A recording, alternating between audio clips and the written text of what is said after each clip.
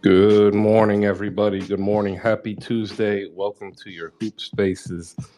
Today, we are doing a deep dive into the NBA draft with Evan Townsend of Project Spurs and Matthew Maurer of TheDraftReview.com. We are here on Twitter Spaces, powered on YouTube by AudioLabs.io in the beta to get some extra content produced and published on YouTube, audiolabs.io. I'm hoping by the time the season starts over, we're getting all of the men and women creators of Hoop Spaces together, where we will start to spread out and begin to dominate the basketball discourse, ladies and gentlemen. Specifically on YouTube, what's really cool about it is that if you miss it, you don't have to worry about coming into a timeline trying to find it. It's just right there. You can go to YouTube right now, actually, and Google the hashtag Hoop Spaces, and you will find tons of content already uploaded by a bevy of creators. And pretty soon you're going to see basically a live run sports channel built, from this emerging technology. So first, let me shout out every one of you down below. If you could do us a favor, if you could like and retweet the show card.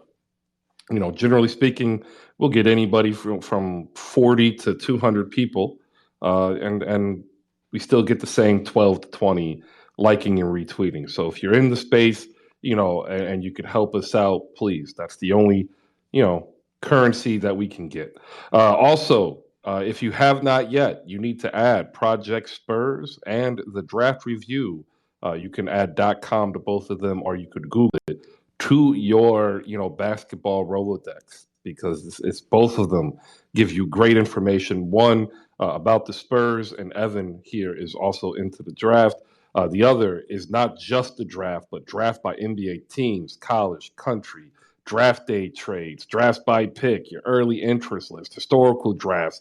Like, the man is a brilliant basketball savant who's gone through the entire history of the NBA in regards to drafting in players. So make sure you go to thedraftreview.com. The best link, by the way, on the draft review, one that I actually enjoy going to from time to time, is the undrafted gems.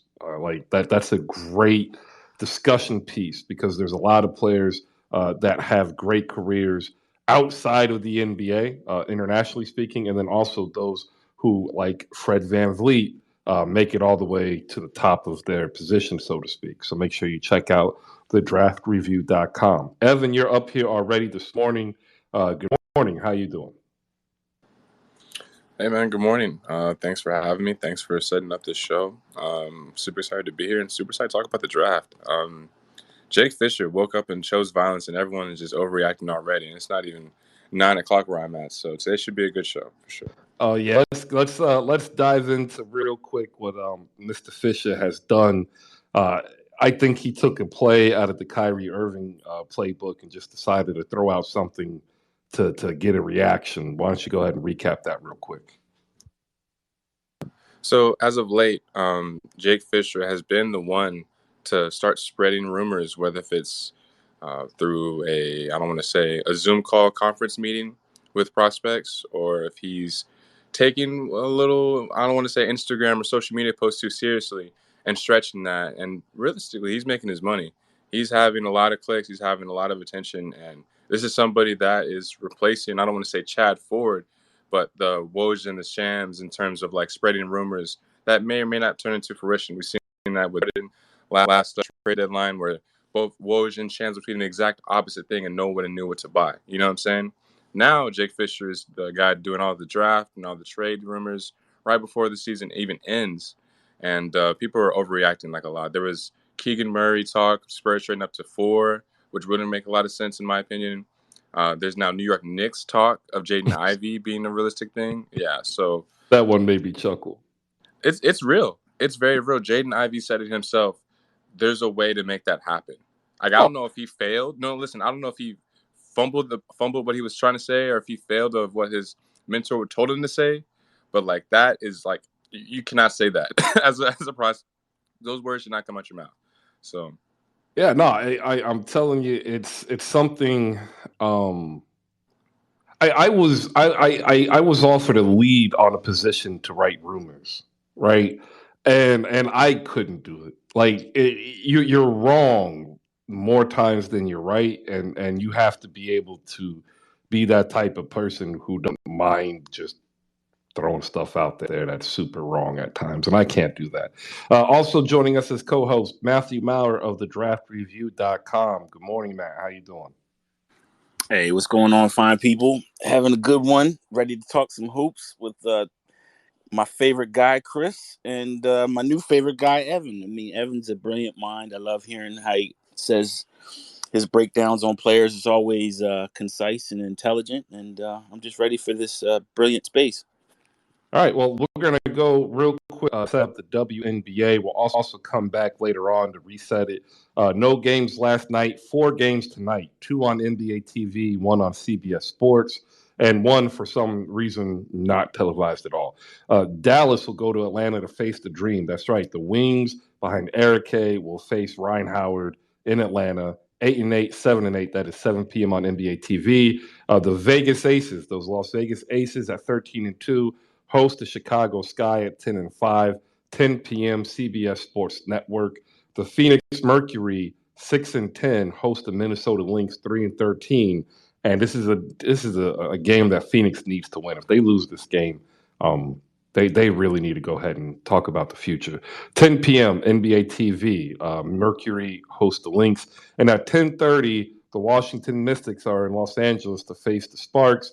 And they're not going to televise it because they're the Sparks and they're an eyesore at the moment. 11-7, Washington looking to go 12-7, give themselves a good leg up in the W. All right, there you go. We'll get more a little bit later in the W towards the back end because as we expand our coverage, I'm sure a lot of other people will. But today is a day about the draft, and usually we do something different. We get more people up on stage. We'll have you guys come up in a moment. But before we start on 2022, I want to go back to 2021, give a review on what you thought the best players drafted were, how you tracked them through the season, who rose, who fell, and your general thoughts. And we'll start with Maurer first, and then we'll go to Evan. And in that way, people can get a good understanding of how our thought process is, and then we'll move on to the 2022 draft. Hey, sorry. Yeah, I thought this draft was a lot deeper than this year's. I think it lived up to that. I mean, Scotty Barnes was brilliant. And it's really interesting with Scotty because I think so many people pegged them to grab Jalen Suggs. And of course, Masai and Bobby Marks, they trick us all and they take Scotty Barnes, and it ended up being a brilliant move by them. I still think Jalen Green has a lot of promise. He's going to do some things. Cade Cunningham played well. And then I think, the biggest, I think I thought he should have been rookie of the year, or at least had a little bit more standing in it, was at Mobley for Cleveland. I think what he gives them for the future is definitely going to be intriguing. And I was just blown away by him. I think if you did a redraft, and again, I know it takes 4 to 5 years to really evaluate a draft, but he's a guy that I think wouldn't be shocked if maybe 4 years from now we say he should have been the number 1 guy. Wow. I mean, that's fair to say. I'm not trying to give this aside to Evan Mobley, just sharing the name. But when you have 3 guys that are all, I want to say, all NBA candidates possibly, and Jalen Green, Cade Cunningham, Evan Mobley, and I'll throw in Scotty Barnes in there in the future. There's really no telling who can be like the best guy, but they're all, I'll say, in the same tier. In my opinion, this draft, I'm looking at the board right now. And there's no second rounders that made any impact for the team. And when you look at it, there's the top 20 barely even cracked solid rotation minutes. I'm looking at this year's draft, and comparing the two, it's not only I don't want to say very different in terms of positions. There's a lot of more wings and forwards that are available on the, let's say, 13 30 range, right? A lot of them you don't know where they're going to go. All of these guys, in my opinion, except for maybe the Nikola Jovic's, Ousmane Dieng's, those type of project picks, they'll be rotation ready. And that's the term I like to use, and you'll hear a lot today. Because when you think about it, the Jalen Johnsons of the world, the Keon Johnsons of the world, are they going to be as valuable as maybe like an EJ Liddell, Jake LaRavia, Christian Coloco? I'm taking these new guys over the last year. So look for this year's draft. I don't want to say to have more first round grades, but for there to be a lot more rotation pieces, knowing that a lot of teams don't have cap space. Over 2/3 of this league cannot sign more than 2 guys over the MLE. They're booked. Yeah, I think going back to last year for the second round, maybe 3, Jeremiah Robinson Earl, Herbert Jones, and Ayo Dosunmu were the 3 from the second that did anything substantial throughout the year. Like, I think maybe at the end of the year, I think Jared Butler got some run, but that was about it, right? And what do you got, Matt? Yeah, I was just going to say shout out Bones Highland, Delaware's finest. Yeah, there was a few names in there, and when you're looking at the first round, there's people that like stayed in the G League that didn't get any playing time. Jaden Springer, Usman Garuba. Obviously, these are situational, but those second round names, those 3 or 4 that Chris mentioned, they definitely made an impact, and they definitely earned their guaranteed bag. So shout out to them. All right, what was the biggest surprise from last year? The biggest surprise out of this draft class, I felt,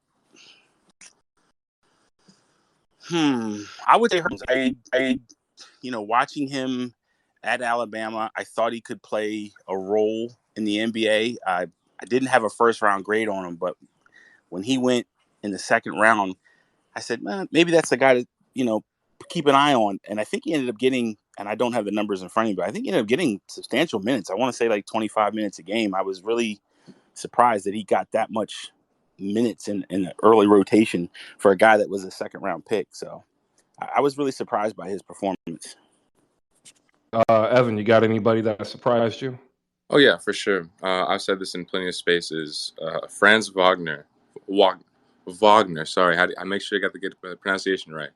This dude cannot put the ball in the bucket at all at Michigan. Granted, Michigan's offense usually isn't the best. They kind of just shoot themselves in the foot every single time they can. And when they get hot, they get hot. But this kid led all rookies in points this year. And really nobody had him as like I don't want to say a solidified top 8 guy. But he was supposed to be, I guess, whenever somebody drafted Jonathan Kuminga right in front of him, which actually happened, he would be the next forward available. And that's exactly what happened. So shout out to him. I don't remember exactly how the consensus was and like the fans actually approved of that pick last year, but it obviously worked out. He makes a lot of guys expendable, and hey, you add one more wing or forward to that roster. Orlando is I don't want to say set, but they have a lot of obviously guards and they have a lot of young forwards. One veteran on that team, maybe some playing race. I don't know. Oh man, I like that.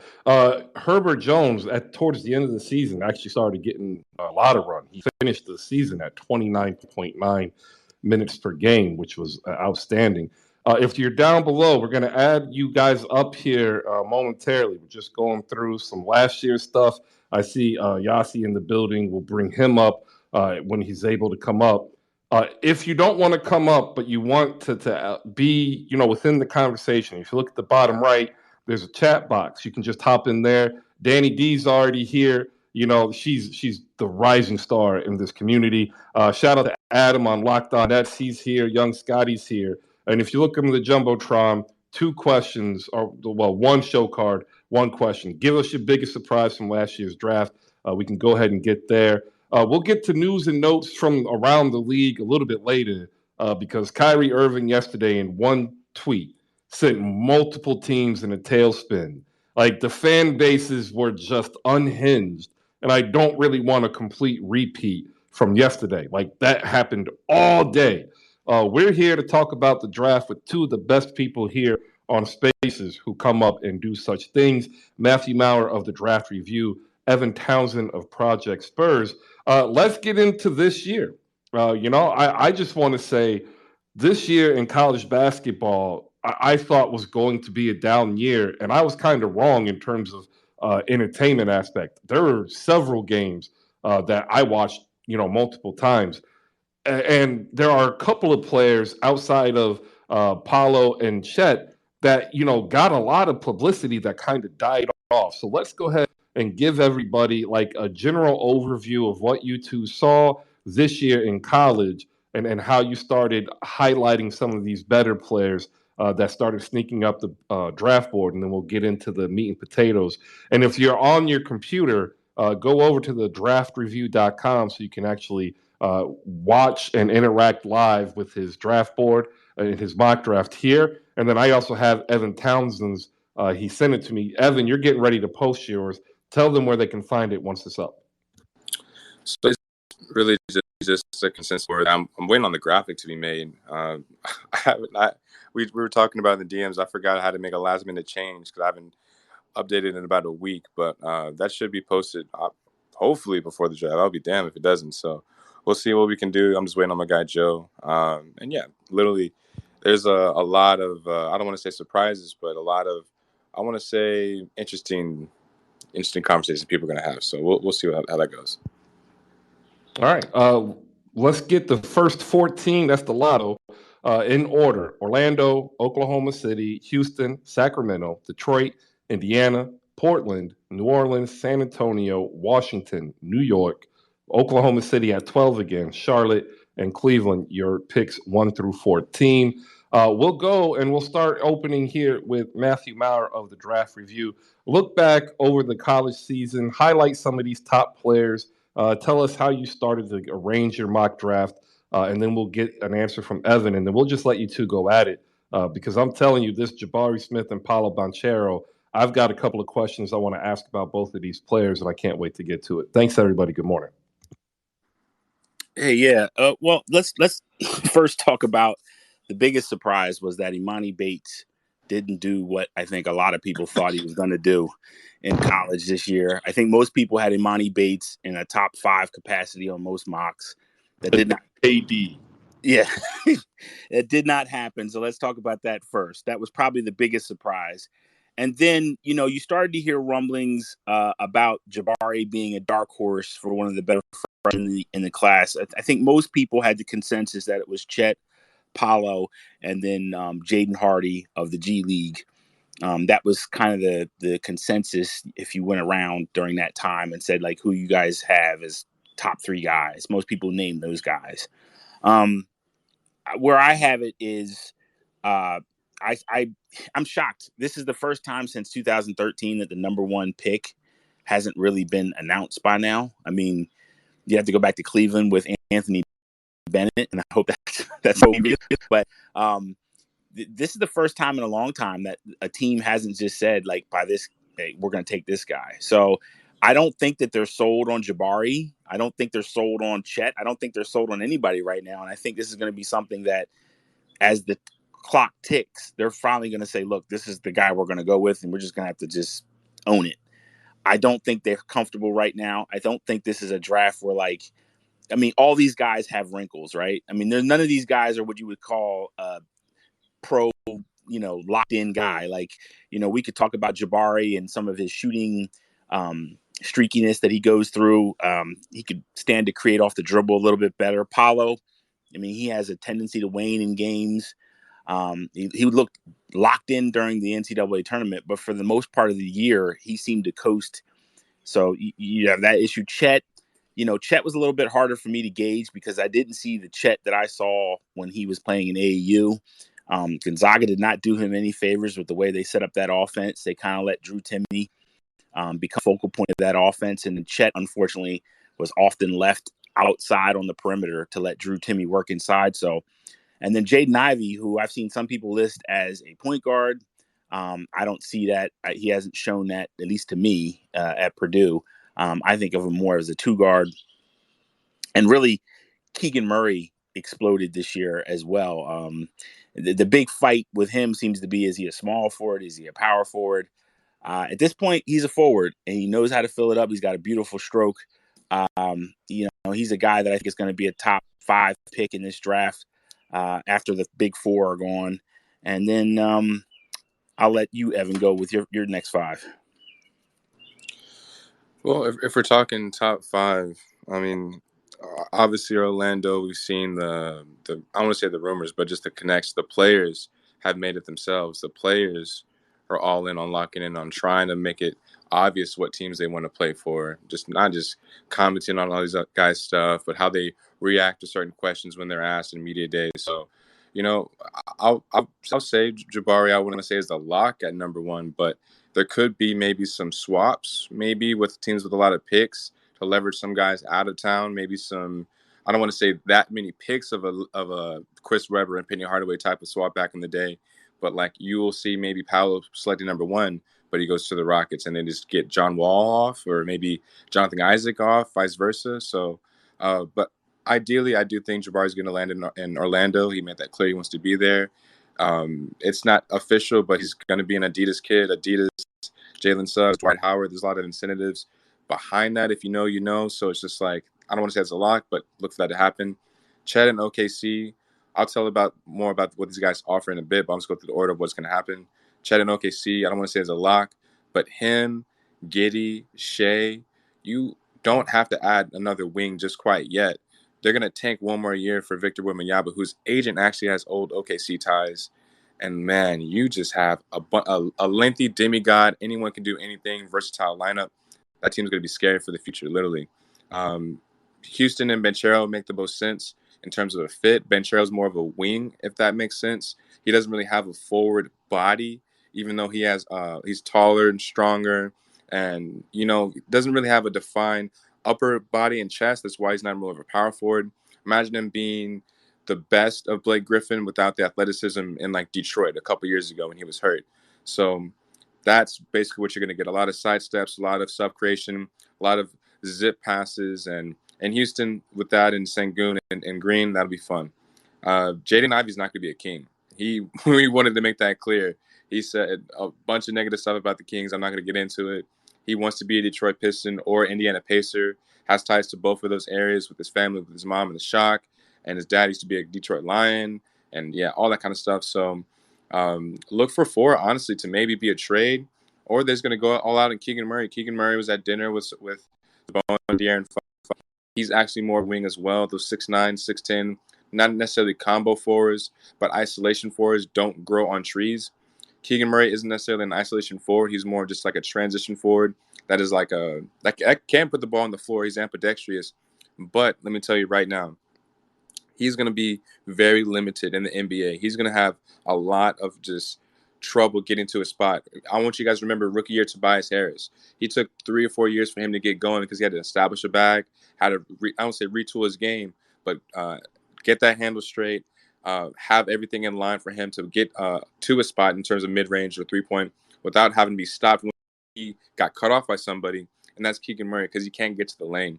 If Keegan Murray dunks on somebody of high stature, maybe 6'9", 6'10", I'll give whoever tweets me for his $10, $20 or a ticket to a game. It's not going to happen. It's Keegan Murray's going to stop trying to do a floater, or he's going to stop 10, 15 feet, do a Jabari Smith tough shot, and he can make it. But in the NBA, people are going to know what his game is. They're going to know his go-to moves. And I guess that's my top five because Jaden Ivey's obviously the top, the next one. So, but look for that to be jumbled. And in my honest opinion, I think I said this before, Jaden Ivey is the best person right now from that group. And I'm not saying it's a shock that he's not number one, but Jaden Ivey is the hybrid guard that has no actually definition to his game. He's just a guard. He's not a point guard. He's not a shooting guard. He's a lead guard. Donovan Mitchell, Dwayne Wade. Listen, he's going to get 25 points per game in 3-4 years.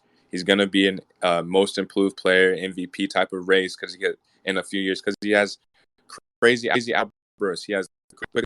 Only reason why he's not the first pick, he has no mid-range game.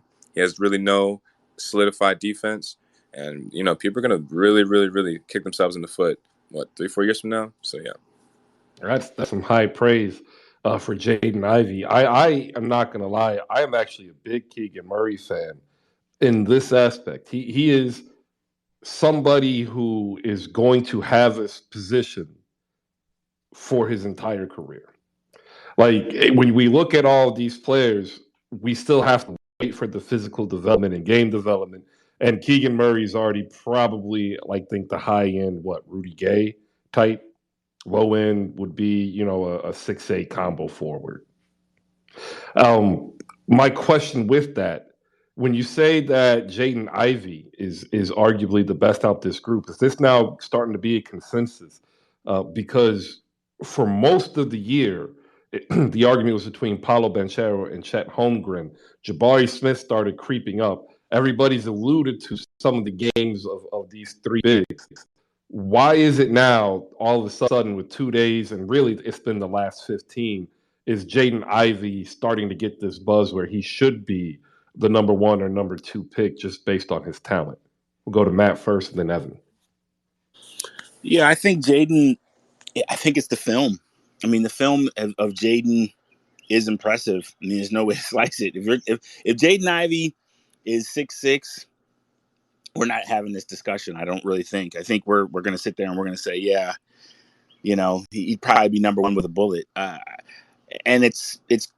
I think Evan kind of alluded to it. He's not really a defined position. He's just a hybrid guard at this point. And look, the NBA is going positionless. It's not a secret.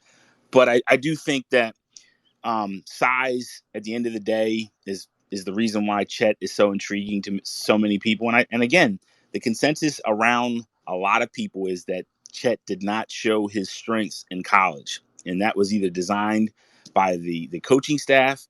The defensive side, he's been impressive. He did very well against Jalen Duren, who I think is going to have a solid career in the NCAA tournament. I mean, there's just things about Chet that you love.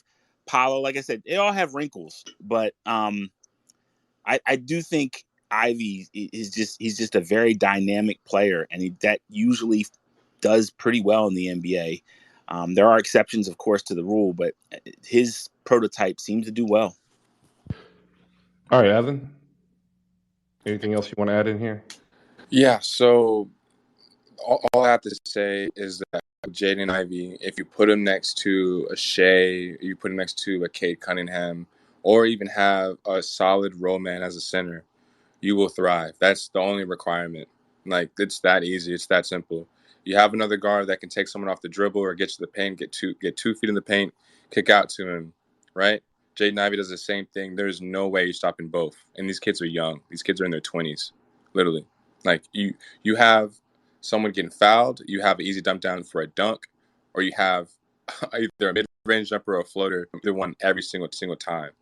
And, like, you can't deny that he won't define and actually get a mid-range jumper. We've seen that with Jaylen Brown. We've seen that obviously with even Donovan Mitchell. That was why he wasn't a top 10 pick, right? He has a couple of things that help, a couple holes in his game. With Jaden Ivey being the lead guard that we try to describe, he has the attributes to be a second or third option in 4 months. That sounds crazy, but literally he'll be able to put the ball in the bucket, has the quickest first step, his change of direction. You can't keep up with him. Literally, nobody can. And like I said, if he gets past you, someone's gonna have to recover. His ability to hit the open man is in question, but he'll be able to make that pass with confidence, with another mentor, with another lead guard, Cade, Tyrese Halliburton.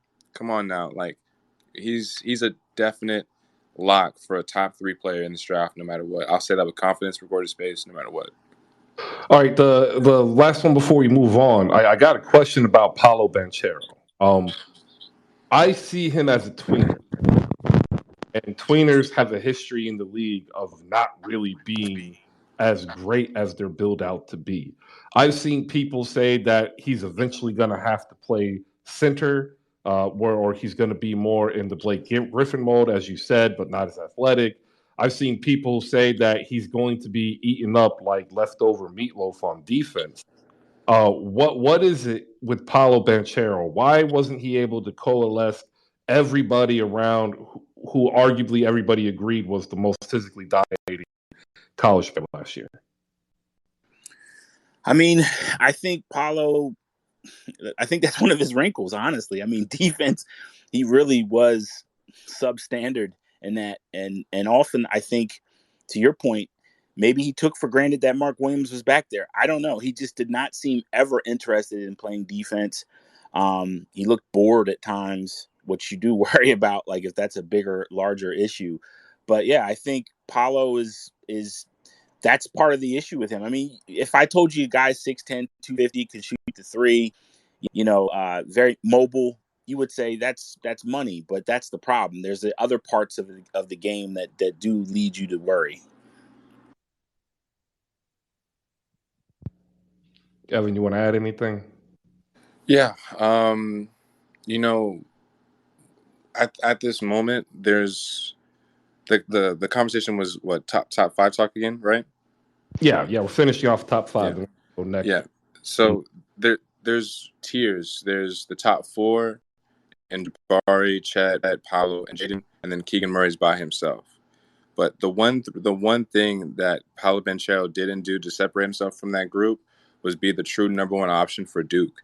Duke relied on Trevor Keels, of all people, probably a second-round guy, to be their, I don't want to say number one option, but he would be the guy, the paint penetrator, the guy to kick out, to find A.J. Griffin for an open three, to dump down to Mark Williams, or to hit Paolo Banchero to attack the paint again, and then to get an and one, or to try and get the little Jason range stop and pop.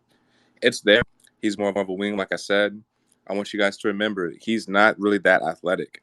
He doesn't have a lot of, I don't want to say defensive attributes. He can play defense. He just doesn't give a damn. That's really the thing. If he has a spike LeBron block opportunity, he'll wait all day in the paint, swing his arms and do it rather than just protect the freaking hoop. You know what I'm saying? That's the same thing Jalen Duren does. It's the same thing a lot of these other guys do, Miles Bridges. And it's cool. The spike downs, wow. He'll not get back in transition. He won't get back on defense. And, people wanted to see that killer mentality. And the reason why he went to Duke, this is from one of my scout friends. This kid had a high school, I'm all this and that. I drive this car. I'm $100,000 before I'm 17, endorsements under the table, that type of five-star mentality before he even got to Duke. And Coach K had to humble him, man. Literally, it's not just the mentality he had coming in. He had to actually turn into a man. He actually had to turn into a professional. And if he didn't change his stock, it would have been the exact same thing as Jalen Johnson, literally. Oof.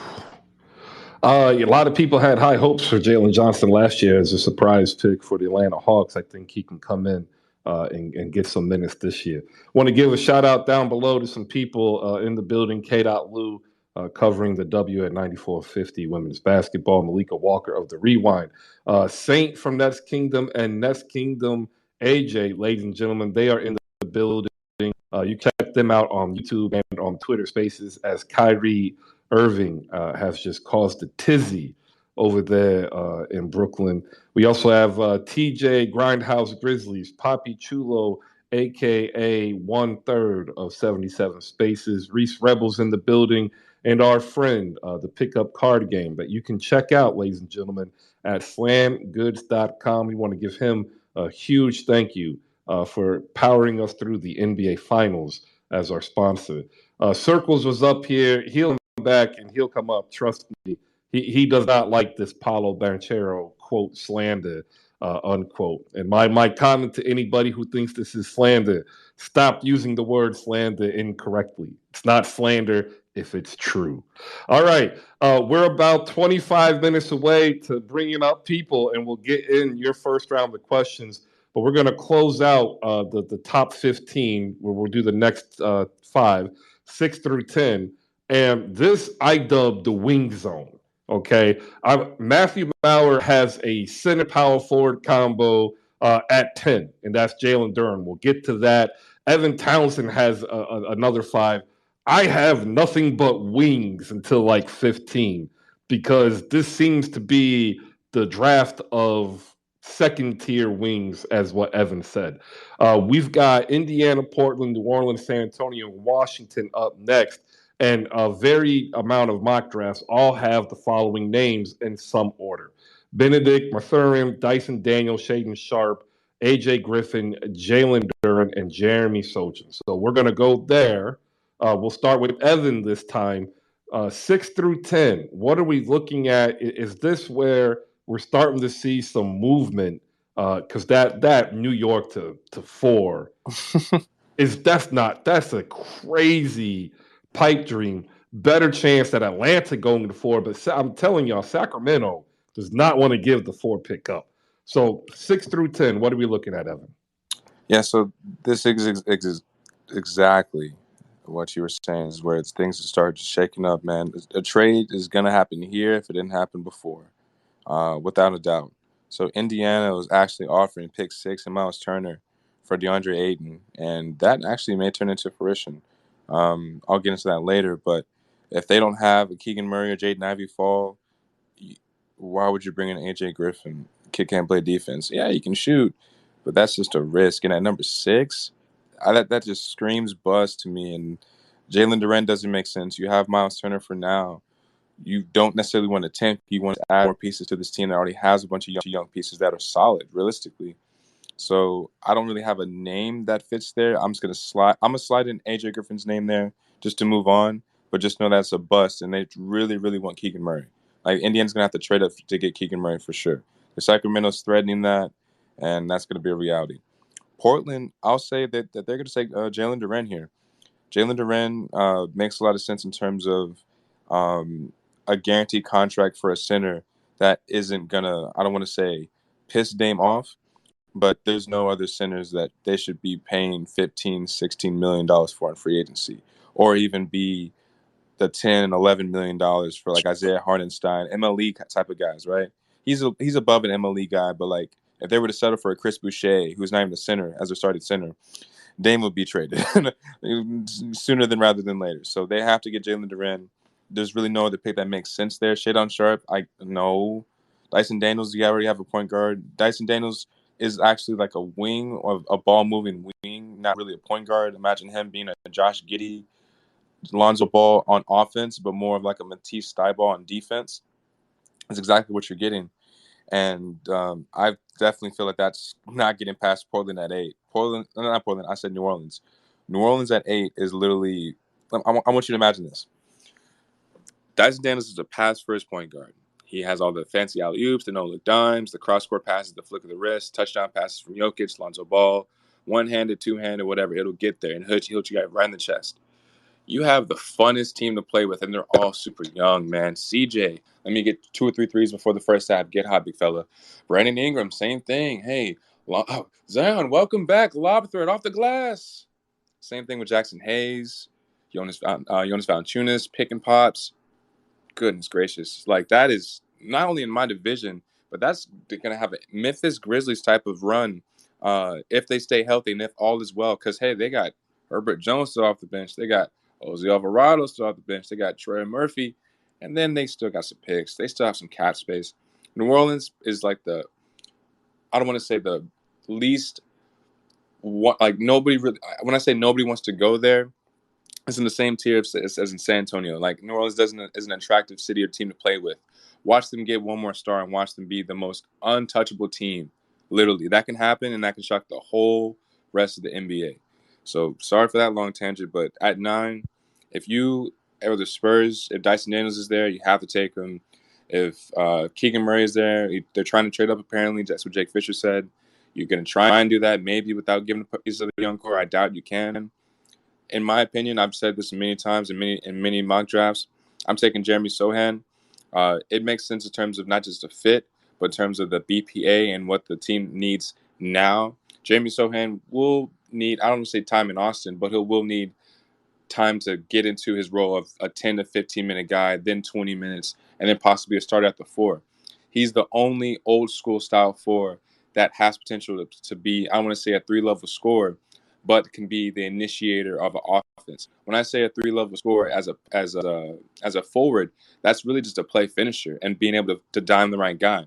He's somebody that I like to compare to Domantas Sabonis and Scotty Barnes, like kind of a mix. The roll man, the initiator in the pick and roll, pushing the ball off the floor. The threes and the free throw percentage, let me tell you, it's a head scratch. The shot doesn't look terrible, but everything would just be left side of the rim, short, air ball long. Let's just I don't know what it would take for that to happen, to fix. But once he fixes that, that's when the 3-level scoring attribute starts to come along. Mid-range is going to be there as long as it's wide open. No real self-creation. He'll rather dime the right guy. And listen, that's not getting past 10. So at 10, you're going Washington. You got to take Johnny Davis or Benedict Mathurin here. The only reason why you didn't take them at 8 or 9 is because you have to go with fit over rather than somebody who's going to be another solid. I want to say at least a Josh Richardson in this league, but Benedict Mathurin. I'll wrap this up quick. Last year, in last year's combine, he was just a 3-and-D freshman coming out of Arizona. Got his draft grade. He would have been a second-round guy. Came back to Arizona. They thought they could win a title, honestly. They really should have been in the runs for that. Got bounced early, but I'm going to tell you one thing. That team lived and died through him and Dalen Terry and Benedict Mathurin. And when he wasn't hot, they would lose or they have to be saved by Dalen Terry. And that's not going to be a thing in the NBA. So if he can turn out to be a more consistent catch-and-shoot guy, a more consistent movement shooter, he'll be, I don't want to say a star, but he'll be a starter in the NBA rather than my prediction of him being in that same tier as like a Jay Rich, Tim Hardaway Jr., if that makes sense. Like, he won't be a stud, but he'll maybe have a couple 20-point per games every now and then, maybe be the player of the game, but nothing crazy, nothing Desmond Bain-like, if that makes sense. No, it makes total sense. I'm also going to share the bad news that I'm sure everybody has been notified. Caleb Swanigan of Purdue fame, great power forward, center for Purdue, passing away at the age of 25. He was drafted by the Portland Trailblazers, if you remember. So, rest in power, young sir. We, hate to hear it when young players pass away at such a young age. Benedict Mathurin seems to be dropping, and I want to ask: is this because he went from a magical 6'7", 217 down to 6'5", a buck 85, or is this something where his shooting, regression last year because of increased volume, kind of scared teams away? That's one question that I have for you, Evan. And then the other one, I want to until Matthew goes because it involves both Dyson Daniels and Shaden Sharp. So what do you got on Benedict falling to 10 in your draft? So let me check my big board because I'm pretty sure. Yeah, I have him at 7 on my big board, but in this draft, he would I'm gonna say fall to 10, but he could definitely go to Indiana depending on how things go at 6 or 7 with Portland, depending on Jalen Duren's availability. But if he falls to 10, hey, not only is Washington satisfied, but he's the 3 that you need that makes the Kyle Kuzma's expendable. You don't really know if he's a 3 or 4. Deni Avdija, even a Corey Kispert, these guys that maybe don't want to be here. If you have a reset with Bradley Beal, if he's gone, or if you bring him back, Benedict Mathurin is a great addition to the team as a wing. KCP, get out of here, man. You don't want to be in the first place. You have somebody that I don't want to say can get hot quick, but it really just depends on how he gets set up. Not Keegan Murray, Benedict Mathurin, when he's wide open from 3 in the right and left corner, it's money. But here's the thing. If he's not wide open, he's going to shot fake, trying to do the Jaylen Brown jab step. It takes a second to land. Try and push off to you left hand to get in the lane, mid-range, and everyone knows that's his move. Everyone knows. He can't go right off the baseline. He always likes to go left. And off the top of the key, he'll try and, like cross-tween you up, but he's not really that fluid. He's just that athletic wing that burrows his way to the lane. Like, I don't want to say like a RJ Barrett, but honestly, like the Lonnie Walkers of the world, a lot of Spurs fans here can relate. When you don't have a tight handle, Jaylen Brown, you really just have to body your way in the lane. And Benedict Mathurin's pretty goddamn swole. Like, he's pretty set for someone his size. And, yeah, he's 6'5". He definitely measured and tested his way down in boards. But I'm going to make this clear. You cannot knock his athleticism. 1-2 from the second and third hash, this kid will fly and dunk on you. Like, it's evident. And he can't really finish. If it's not a dunk, the left hand isn't really there. Up and under's not there. Right hand, that's cool, yeah, but everyone knows he favors that. Same thing with like guys like Torrey Easton and all that kind of stuff. So we'll see how that plans out, how that pans out. But he's somebody that he can change the draft trajectory just if he goes 6, or he's definitely not going to fall to 11. So he'll be top 10 for sure. All right. Matt, you're up next for your 6 through 10 selections. I have the mock draft for you up here. You have Benedict Mathurin, Dyson Daniels, Shaden Sharp, AJ Griffin, and Jalen Duren. The cool part is having Jalen in there. He was also another player really hyped, really high coming into Memphis. He is the first center coming off of your board. I want to get with you on him. And then Dyson Daniels and Shaden Sharp. I'm hearing that Dyson Daniels is what everybody thought Shaden Sharp was going to be. And I've actually heard a couple people say Shaden Sharp is fading, and he might not be in that top 10 come Thursday. Yeah, I think Shaden Sharp it's interesting. If you go on NBA Draft Twitter and you check out some of the takes about Shaden Sharp, it becomes very apparent. There are two sets of people. There are people that watched Shaden Sharp, and there's people that did not watch Shaden Sharp. There's a lot there to unpack with Shaden Sharp. I mean, essentially, what you're doing is you're basically giving him credit on his high school career, and you're saying, okay, you didn't play any college, which isn't crazy. I mean, we've done this before, but the difference is, you're taking a guy based on the situation that, I mean, he was at Dream City Christian.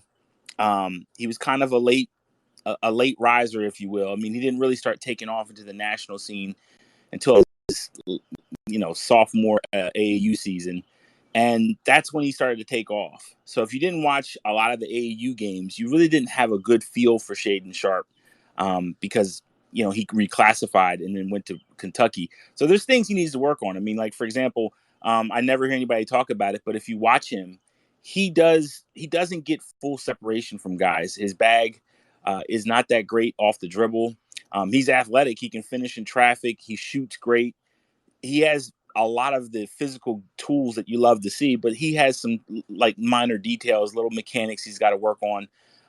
So yeah, I think he is going to fall a little bit, but I think he's going to fall just because I think some GMs don't like the risk right now that he poses. I think he still finishes as a top 10. I just don't think he gets that top, 6 billing that he was getting earlier in the year. I don't think that's going to happen. And then with Dyson Daniels, yeah, I mean, to me, no player in G League did better for their NBA draft resume than he did. I mean, he essentially went in there. He struggled at times, but even his bad games, he made really good contributions. He plays great defense. He looks to get players involved on offense. There's things he does that just don't show up all the time on the stat sheet if you're just looking at points. He's multifaceted, multi-skilled. But yeah, I mean, he's still working on his shooting. He goes through really bad, streaky periods of times and games, and it's just like, wow. He doesn't look like he can hit the side of a barn. But there's other times where, he's getting guys involved and he's playing great defense. So I really like Daniels, and I think wouldn't be shocked if he gets that, goes even higher. I mean, there's been some talk of him going in the top 5. I don't know how real that is, but this is smoke screen time. So, but there has been that little rumbling that he could go top 5. Before we get to Duran, you just said something I was going to get to afterwards. Is this an NBL thing? Is this an Australia thing? Because when I'm looking at tape, I see like a more defensive-oriented Josh Giddey. Yeah, for sure. Absolutely. Yeah. But do you think this is more of like how Australia seems to be trending towards developing their players, as opposed to anything other than like natural ability? Because I find it interesting because it seems as though they seem to follow more of the FIBA track of well-rounded, generalized players versus super specialists. Oh, without a shadow of a doubt. And I think also it's just the culture down there. And there's a certain layer of machismo down there where they believe in locking up a guy defensively. It's a sign of masculinity for them. For them to not be able to play defense is not a good thing. So like even a guy that's not getting a lot of pub, Luke Travers, who played at Perth, he's a guy that's in this draft that's from Australia. Plays really good defense, passes really well as well. So he's cut from that mold that you're talking about. I mean, for certain, that's an Australia culture thing, I believe.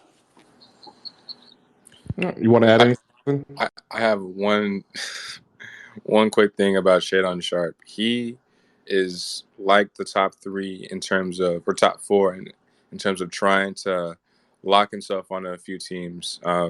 He actually likes OKC. They have the ability to move up from 12. They can do with Lou Dort, future first, to go get him. Realistically, Shaden Sharp this is obviously not 100% accurate, but like from what I'm hearing, he's the type of guy to walk into a meeting with the team that with his head down, twisting his twist, not trying to pay attention, and literally hurting his own stock because he doesn't want to be there. And he loves teams like OKC. He's posting multiple TikToks at OKC's gym, staying there for multiple days, literally having private meetings with Sam Presti. And Sacramento probably didn't like him. He was allotted to go there from the jump as soon as the picks were announced. But when you think about it, someone's probably going to trade up for him if he falls out the top 10, and that's definitely possible. Sharp is not only the crazy athlete of this draft, but he's the best athlete that we've seen since when? Matthew Watson. So I guess LeBron, Giannis, like literally, like you don't have anyone that can. He's standing third hash right before the free throw line in the paint, right? This is off of EYBL, I guess like 2 years ago, right? Right before the free throw line. Out of bounds play, alley-oop, right? There's a center, 6'8", 6'9", in the paint, turned around.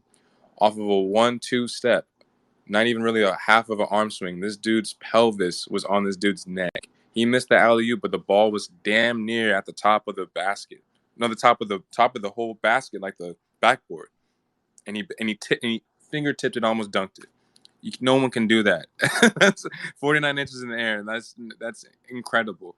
So that's why people were liking him. He obviously can be a 3-level scorer. The isolation wing with all the bags in his toolbox, like he also likes to say. But I don't really have anything negative to say besides the kid is arrogant, and you can just tell when you look at him, honestly.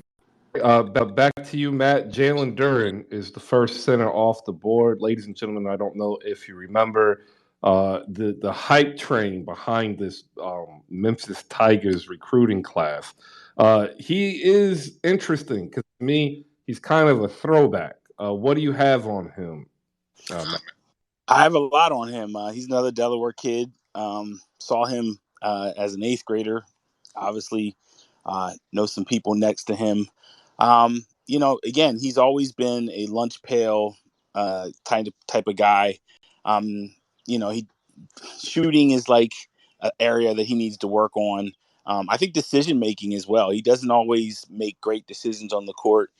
But yeah, physical gifts, strong, athletic, has a good nose for blocking the ball on defense, owns good timing, anticipation skills. But I mean, again, sometimes that does get him in trouble as well, because again, it comes down to that decision making. He doesn't always kind of goes for everything he can get, and sometimes that can be problematic for him. So yeah, he's definitely a throwback. Definitely reminds you of an old school center, which is rare because in this draft, centers are really different than they were 15, 20 years ago. I mean, look at Kofi Coburn. I mean, he's probably a guy that in the 80s, he would have early 90s, he probably would have been a, first round with a bullet. This year, I mean, he's struggling just to get in the second round. So it's always good to see a guy like Jalen Duren get some respect. But yeah, I think he owns the type of potential, which is the key word that every scout GM loves to hear, that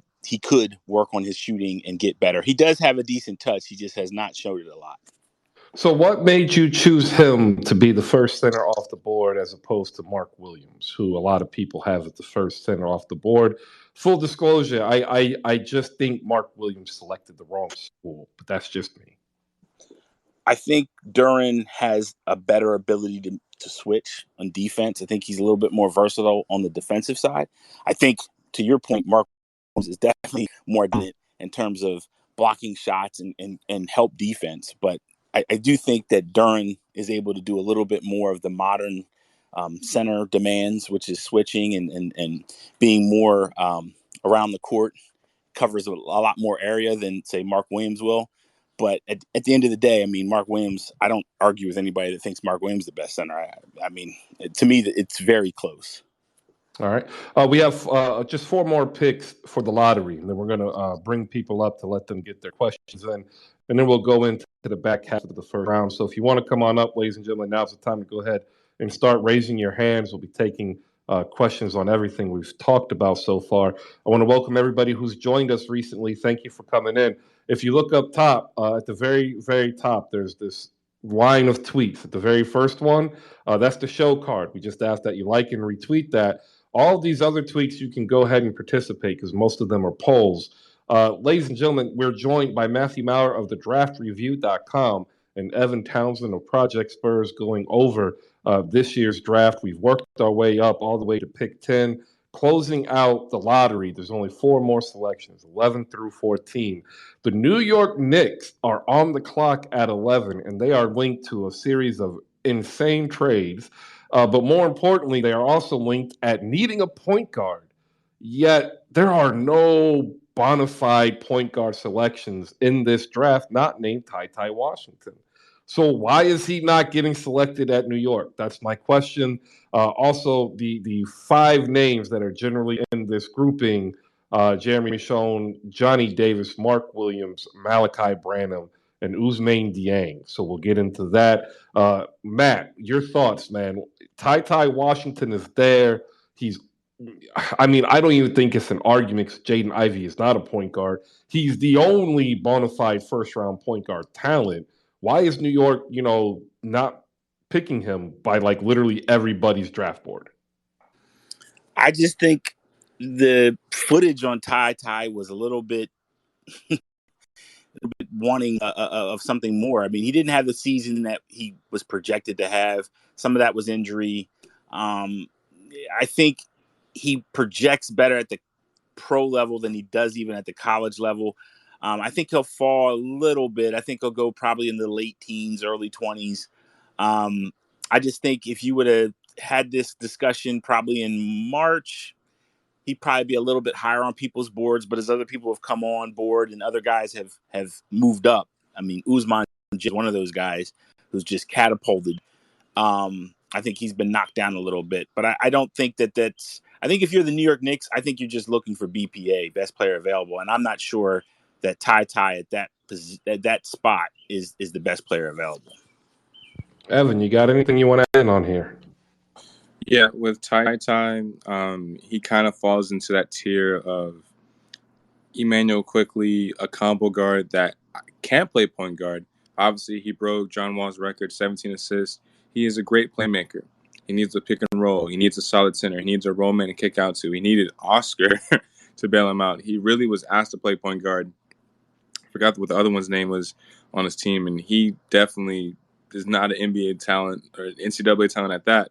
No offense, but when it comes down to it, Ty basically saved Kentucky's season, and he pretty much didn't he didn't raise the floor, but he basically helped his own stock by just being a solidified bench piece. That's what he's going to be in the NBA. Like I said, the Emmanuel Quickly tier. He's not a point guard, but he is going to be a point guard in the NBA. He can play combo guard, and his ability to avoid contact is what's going to hurt him the most. Matt, I think we talked about this in the space, I want to say a month ago. When Ty Washington knows the screen is going to come, he literally shies away and tries to hide and duck from it. When he is attacking the rim, he sees a defender. He can Euro step, try and get the foul, but he's going to slow down and try and do a floater from like right before the free throw line. Like, dude, what? So if you don't have the point guard, like, I don't want to say talent, but the point guard confidence to attack a guy's chest, finish at the rim, trying to get an and one, find the open guy off the lane, whether it's a dump down pass, whether it's a fancy LaMelo pass to a transition dunk, you got to be able to do that, and that's not him.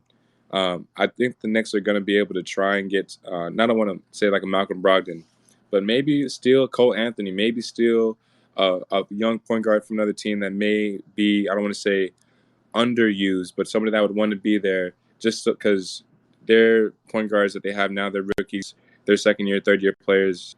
I'm not buying them to be long-term point guard fits as starters, if that makes sense. So, yeah, no, it does. And also breaking news with the bomb, and it's not really breaking news because I think I talked about it Monday.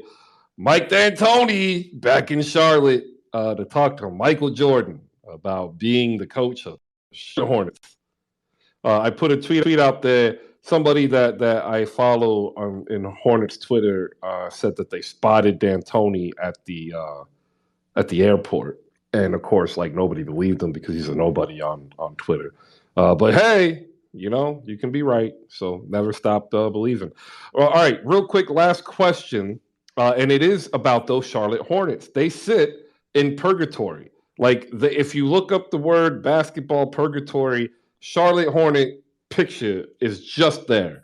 They sit at 13 and 15, which I don't want to be in this draft. Matt, you have Mark Williams and Ousmane Dieng going to Charlotte. Is this something that Charlotte they can actually find two players that every other team before them missed out on to supplement, Ball, Bridges, and give maybe Mike D'Antoni a lot of good young working offensive pieces to play with? I think so. I think Ousmane Dieng is really the big prize. I mean, that's a guy that has just loads and loads of potential. Has not really put everything together yet. He's a guy that you bring in and you can kind of sit on for a year and see how he develops. I just think he's one of these guys that we could have this conversation 5 years from now, and we all could be talking about, well, why did Ousmane Dieng fall so far? Like we do with, I'm not saying he's going to be like Giannis, but I mean, I think he has that kind of potential and buzz, and that's why he's moved up so high. I mean, just the first half of his career over there in Australia, it was horrid. I mean, he was really, really struggling over there, did not do well. And then towards the second half of his season, he started to put some really nice games together. And I think the intrigue is there is because he kind of has this Paul George type look to him, being 6'10", being able to play shooting guard, being able to be that hybrid between shooting guard and small forward. Just a lot of things to like about him. Obviously, he's still growing into his body. Obviously, he's still learning what he can do and what he can't do.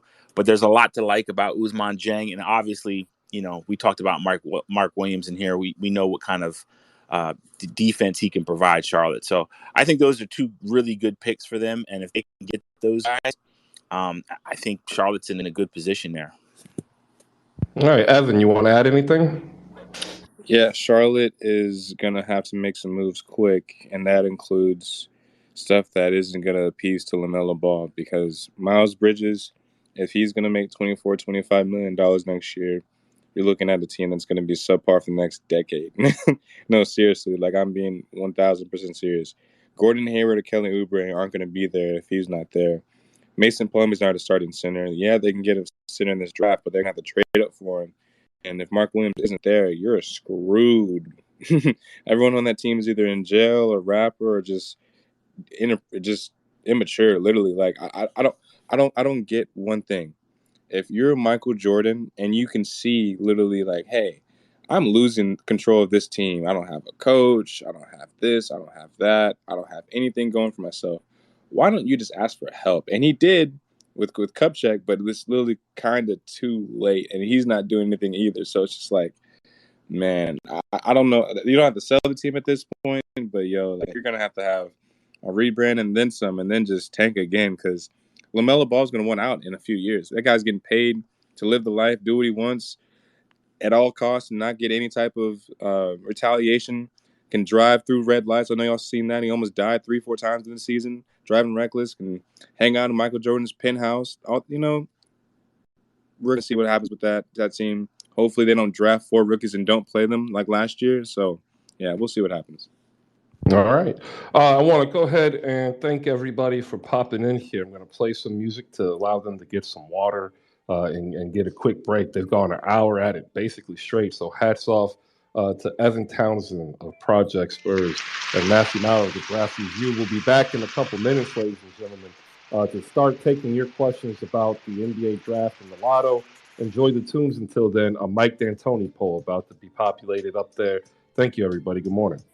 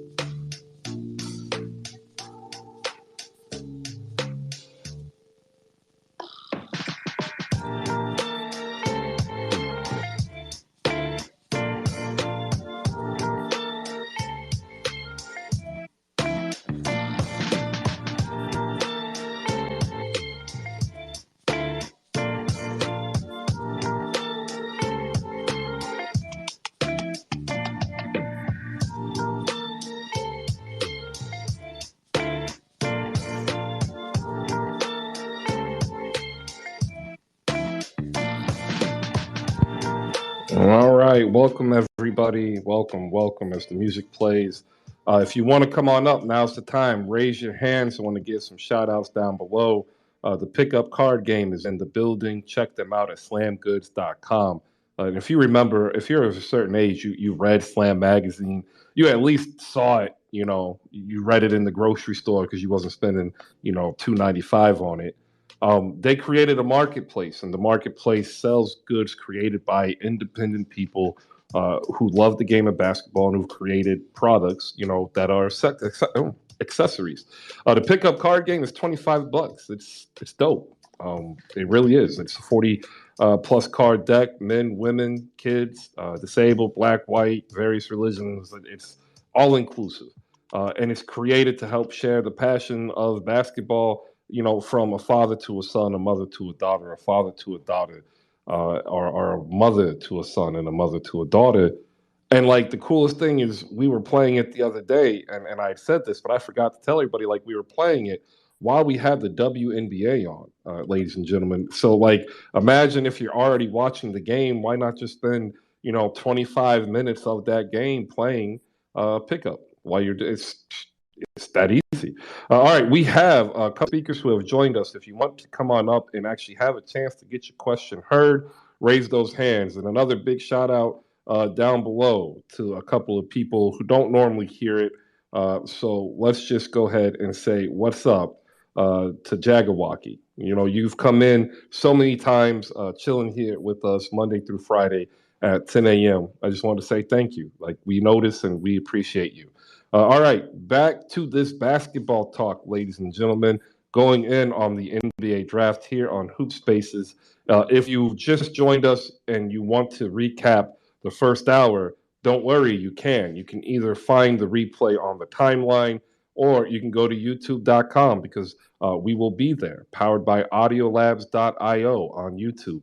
Also, probably simulcasting soon on Clubhouse as well. And who knows what else happens, in the future into this off season. But one thing that I do know that's going to happen is somebody's going to make a mistake in the draft. And I think we're going to get to that after we talk with Domo, Papi Chulo, and CJ. Papi Chulo, your hand was up first. You get the first dibs. Congratulations. He's one of the 3 hosts of 77 Spaces covering your MFFL here on Hoop Spaces. Where do you want to go for your draft questions to Evan Townsend and Matthew Maurer of Project Spurs and TheDraftReview.com? Well, first I want to say good morning. I hope you guys could hear me. So I apologize. I'm speaking from my Bluetooth earphones. So good morning, and appreciate you, Chris, for hosting the space. Evan and the draft review.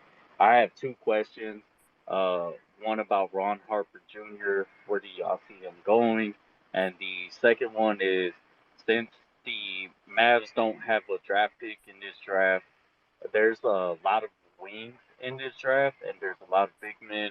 Do you see a competent wing or big man falling into the undrafted area? And do you think this draft is well?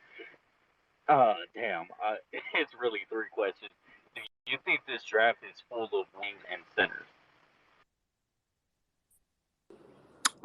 Yeah, in terms of wings, there's a ton of talent. I mean, you got Josh Minott from Memphis, Peyton Watson, Julian Champagnie, Ron Harper Jr. is another kid I would put in that category. You got the kid Lee from Davidson, Aminu Muhammad from Georgetown, Luke Travers from Australia, Vince Williams Jr. from VCU. Yeah, there's a lot of quality. And I know I'm missing a couple guys. I want to say Gabe Brown, Michigan, Jordan Hall from St. Joseph. There's a lot of quality wings that could find themselves, getting a call for summer league, and maybe just it being a numbers game. A lot of people seem to lose track of this, but unfortunately, the NBA forfeited 2 picks in the second round. So instead of 60 like our usual, we have 58. So yeah, somebody's going to be left out in the cold that I think maybe would have got that call in a normal draft. So yeah, I definitely think there's some quality guys there. And as far as the center position's always, very tough to feel for, just because the value really drops off fast. Obviously, I think Kofi Coburn is going to struggle to get a spot. McCord from Australia, who formerly was at Howard. He's a guy that could, fill that void. And then, you have David McCormick from Kansas. I just think, the center position is always going to be a little bare. But in terms of the wings, yeah, there's a ton of value at the wings. Yeah, I'll talk about Ron Harper Jr. more in depth. I mean, I know that like former NBA players' kids kind of have the benefit of the doubt to get maybe extra workouts. They kind of get the extra benefit of the doubt to get extra contracts. Gary Payton Jr., right? He's a champion now. I'm not saying he didn't deserve it, but he bounced around the G League quite a bit due to his name. And same thing with like the Zaire Wades of the world, Sharif O'Neal's, but I digress. I feel like he'll have a Gary Payton type of upcoming in this league. He'll maybe stay in the G League for a while because he's that 6'6" power forward, tall forward, but he's not that athletic. Can't really shoot. Is really inconsistent. Can't dribble for anything. And honestly, dude, the kid's out of shape. He's 245, 250. That's swole. That's big, but like he's gonna have to add a little bit more fluidity. Gonna have to, do some box jumps at the gym, and be able to block more shots and not just foul people at the rim. So, will he be undrafted? You bet your ass. But ideally, he's gonna be somebody that should get an NBA contract one day. Not just due to his last name, but just because of his work ethic. And those rare bills, like the Jay Sean Tates of the world, Kendall Martin Jr.'s, he gets compared to PJ Tucker a lot, which is a good comparison. Every team may utilize one of those type of guys if they don't have one already. The wings and centers discourse, like how Matt was saying, you can't really solidify anybody going anywhere after the second round. Wendell Moore Jr. could go 25, 26, or he can go in the 40s. Marjon Beauchamp was a lotto guy in mock drafts I was in, and then he was 36, 37 in some mock drafts. I don't think that's going to be a thing, but you don't know where anybody's going to go. The Jovic's of the world, Ochai and EJ Liddell's, they're probably in the first round. But to dive deep into your undrafted free agent guys, Dom Barlow, I think Jabari Walker is going to get drafted, but David Roddy may not. I'm not really sure what's going on with him. He's another 6'6" power forward that can't play small forward, not too athletic, but just top heavy. And when you're too top heavy, that means you can't shoot. So, I don't really know what's your favorite type of position of need. You're going to definitely need a center. You're a Mavericks fan, right? There's a couple centers, Yannick Nasosa, Ibu Baji, a lot of these guys that are going to need a lot of seasoning, a lot of time in the G League. Hey, the Texas Legends, man, I went to a couple games this season. They got a little setup going on over there. So, they'll have a lot of high-flying alley-oop plays, a lot of just highlight plays that may even get top 10 moments. So, yeah, some of those guys are going to be a lot of great rim runners, but may not be NBA-level guys, but we'll see.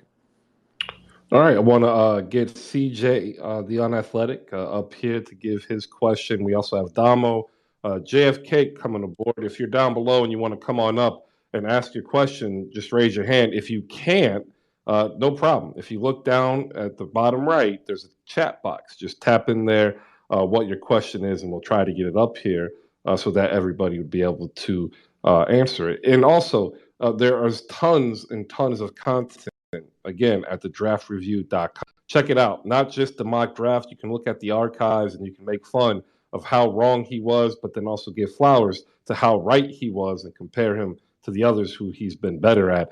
You can also go by drafts by country, as international stars are starting to really come across all levels of basketball. We have to understand that David Stern's ultimate goal was to grow the game, and Adam Silver has been diligently working to do so. And we're starting to see a lot more developed international players. And if you want to go by country, you can go to thedraftreview.com to do so. All right, up next, CJ the Unathletic. What's up, man? It's good to see you.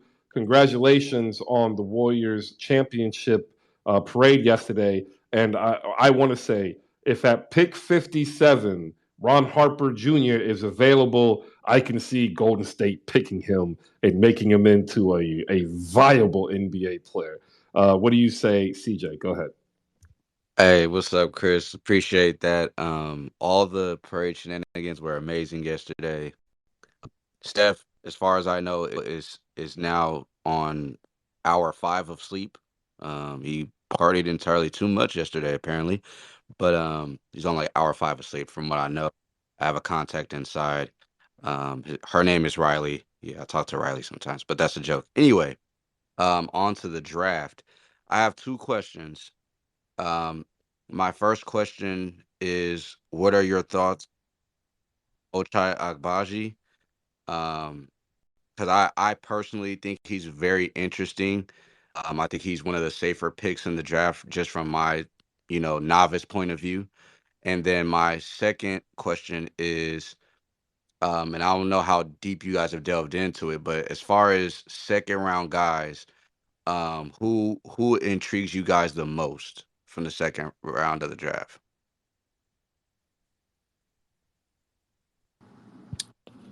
Yeah. So in terms of Ochai Abaji, yeah, I think he's definitely one of the safest picks this year. He's a guy that's going to give some sort of value pretty quick. He doesn't have um, that many weaknesses, which is always good. But he's a guy that you are going to have to think like, how long are you going to, like, he doesn't have the. I know everybody hates his word, but the potential that everybody salivates on with the NBA draft, it isn't as high with him. I mean, again, he's brilliant, and he was brilliant his whole 4 years at Kansas. Nothing but respect for what he's built there, but also, that is something. So, like, you have him, or do you take a chance if you're them and you say a Kendall Brown drops down to Golden State, or a Jaden Hardy? If I'm Golden State, I might go for one of those guys over Ochai Abaji, not just because, and I don't, just to let you know, I don't think Abaji is going to fall to, I think Golden State has the 28th pick. I don't think he's going to fall that far, but stranger things have happened. But I don't think, if he fell that far, obviously Golden State will take. I don't think that's going to happen. As far as the second round, yeah, there's a lot of intrigue with the second round. I mean, you got Jake LaRava from Wake Forest, Bryce McGowan's from Nebraska. Depending on who you talk to, they either have Patrick Baldwin of Wisconsin Milwaukee in the first round, or they have him in the second round. And then Jalen Williams from Arkansas. That's another guy. And then Michael Foster of the G League. That's a guy that I think a lot of people like. That I really, after watching him play, he has a really good game that could fit in the NBA much better. Yeah, so Ochai Abaji can damn well be the best sniper from this class, the best 3-and-D guy from this class, the best overall, I don't want to say guaranteed to be the late quarter sniper, the death threat, the guy that puts you to sleep for a team, the closer, if you may, in terms of just being a guy that can knock down the guaranteed three coming off a screen. Duncan Robinson back in the day, Ray Allen back in the day. That's what his role would be, and teams will have to hunt him down eventually, because he has his defined game is just being a floater around the perimeter, a trailer coming off of screens. He can put the ball on the floor.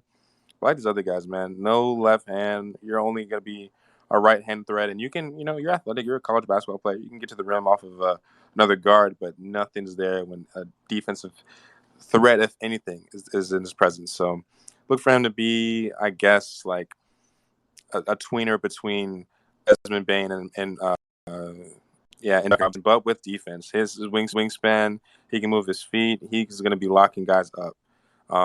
My favorite second round guy, like a second round lock, like he's not going to be first round for sure, is Hugo Besson. Hugo Besson is literally another Patty Mills. Hugo Besson is a combo guard that can play both positions.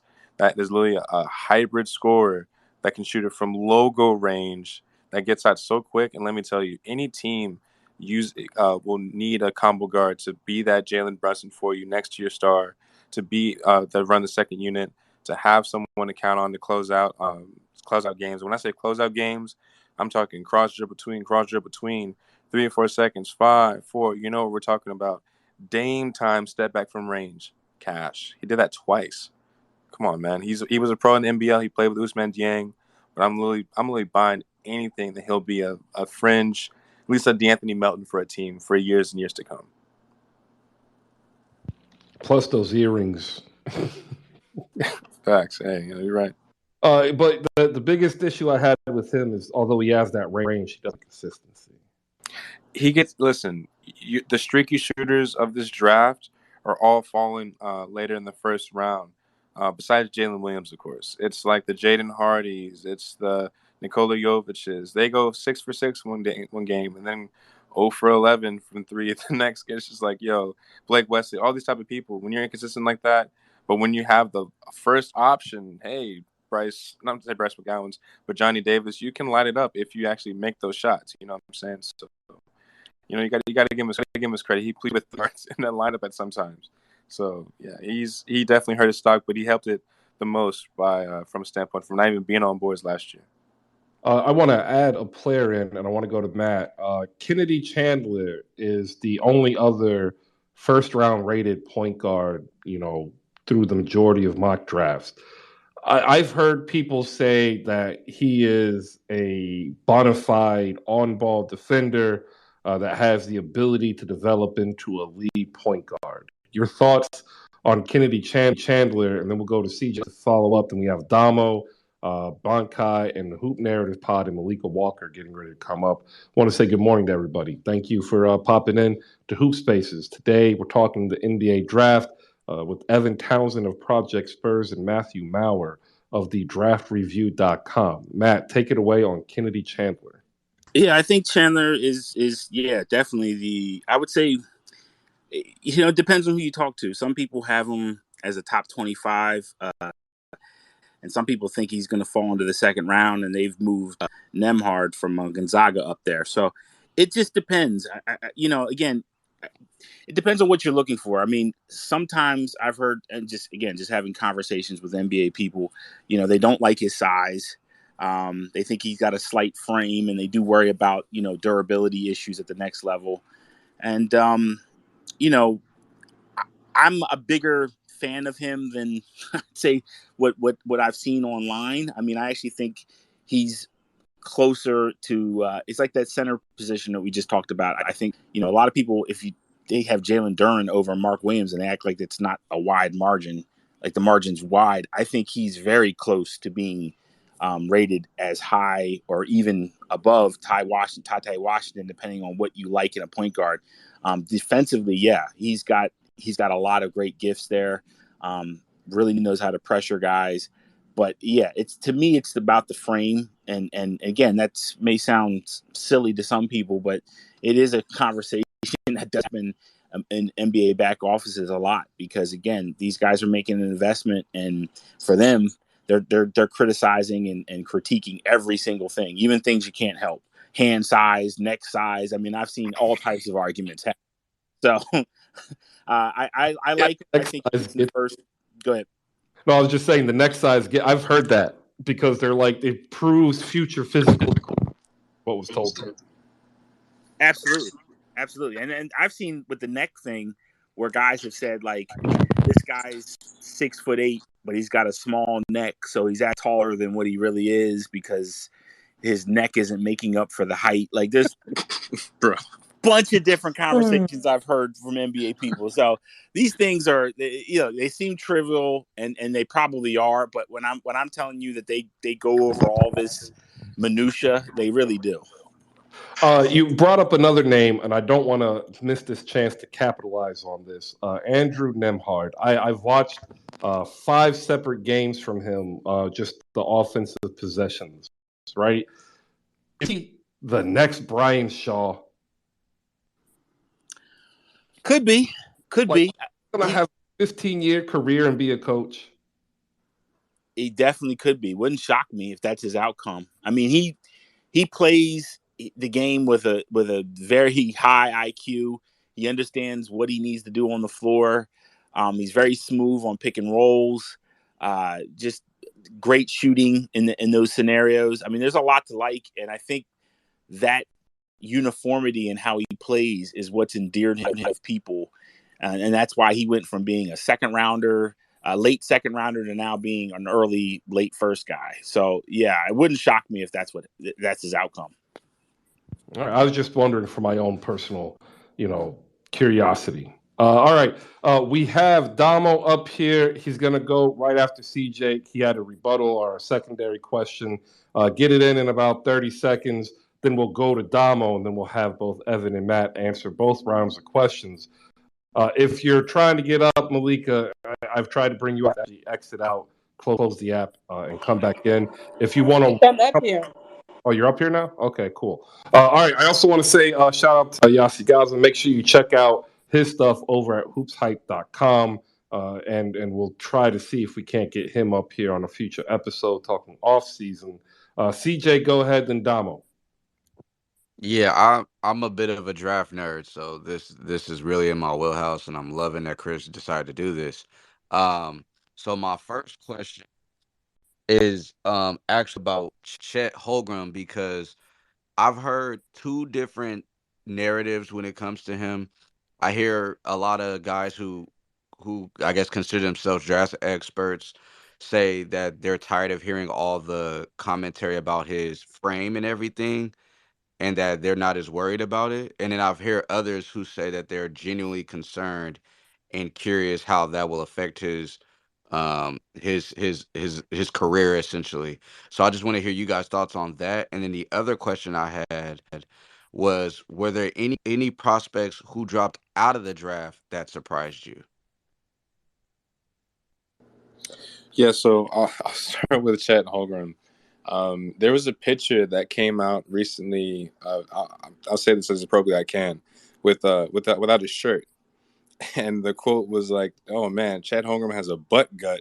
He has no muscle in his body. He has no definition in his chest. He has no shoulder definition." But here's the thing: he's actually close to 200 pounds, believe it or not. All just length and not want to say strength, but he has a little bit of bone density to him, and he's not going to play the center position. He's going to play the four. He's going to be a little of a box and one Evan Mobley type of forward on defense. And when you think about it, Chet Holmgren actually knows how to utilize his body and strength the right way. Yes, he'll get pushed off the spot when he's matched up against a huge center. Yeah, they'll attack that. They'll try and get switches like that. They'll force that. That's cooked food, right? But Chet Holmgren has a good fadeaway package. I don't want to say it like Dirk, but has a good face-up game. Can get to the spot off the corner and the three, two dribbles to the left, spin, dribble drive, fade away, knockdown. So it's just like, hey, if he can get that, I don't want to say consistently, but if he can show that playmaking ability, there's no Jokic type of passes, Sengun type of passes, but he'll make the right reads, hitting the guy that's cutting, hitting the guy in the short corner. And he's not. People ask me, what's the difference between Bobo and Chet Holmgren?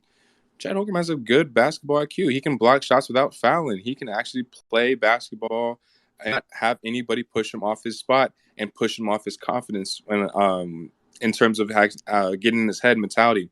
If he messes up, he's getting back on defense. He's not bitching and complaining. Excuse my language, Chris. But he has that killer mentality in him. That's why people love him as a top 2 guaranteed talent. And I guess the easiest answer is to Quavion Smith. He's probably a top 25 guy, but he'll be a lottery pick next year. NC State, man, one of the best passers and playmakers in this draft by far. I love it. Damo, hop up in here. 11:30. Want to get through these questions because we still have the back end of the first round to go through. You don't rush me through my questions. That's cold-blooded, Chris. Hey, when we have to come up here and listen to some Spurs propaganda from two people now, we got to make sure that we don't, scare people away. I didn't even get to bless the people that need to be blessed, and you already starting, Chris. As always, God bless Pop, Becky Hammond. Today I want to give a special shout out to R.C. Buford, Brian Wright. But yeah, anyway, man, moving on. Also in the crown jewel of the Greg Popovich coaching tree, Steve Kerr. That being said, I got 2 questions. Number one, and anyone can answer this. Do y'all think AJ Griffin's gonna learn how to play defense at the next level? Because if he does, he then becomes, in my opinion, like an all-star, like immediately. That's my first question. Second question, and this is specifically to Evan. What team in the late lottery that has most draft picks do you think will do well enough in the draft to push them back into playoff contention? I wish I could say the Hornets because they have like the cap space and the ability to make it happen, and they have a lot of picks in this draft, and they have a lot of young talent in the East that I don't say is getting necessarily better, but it's not them. And let's look at the lottery. Let's look through real quick. You don't have a lot of teams besides Atlanta or Chicago, but they have some injuries. They have some pieces that they need to move before the trade, not say the trade deadline, before the draft necessarily. Vucevic, John Collins, and what does that get you in return? So we don't know. The easy answer, I guess, is Minnesota. They don't have multiple picks, but at 19, if like a Marjan or Ochai falls to him, as long as it's not a project pick like Ousmane Dieng or Nikola Jovic, they'll be back in the playoffs. They're going to try and trade D'Lo apparently, and rumor has it we saw some mix-ins of people saying, "Hey, this is Anthony Edwards' team now. This is Anthony Edwards now," and people were trying to implicate that Cat was really waving goodbye to the Bulls fans that last good time, really reminiscing in the moment. And maybe he may be traded. Maybe they can get a good haul for him and D'Lo. They both be on the move at the same trade package. So who knows? But yeah, Matt, how you feel about this, man?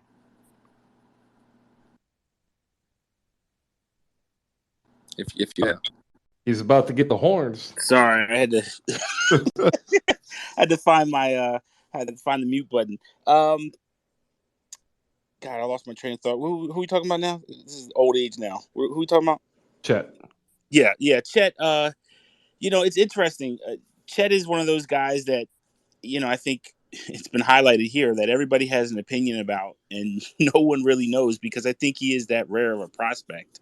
If you look at his body, he's got narrow shoulders, and I think when he adds more weight, there has been some conversations. Does this take away from some of his mobility? Does this make him a little bit slower or a step slower? So, like, there's legitimate concerns about his body. Today, I think with the training that's available to so many of these guys in today's era, I think they're going to work on getting his core strength, work on, just little things. It's not like the old school where you went into a gym and you just put on, 20 pounds and didn't worry about, making sure your core and everything was intact. It's a little bit different now, a little bit more scientific. So I don't know if I worry about his body as much as I worry about just durability. I do worry about that with Chet.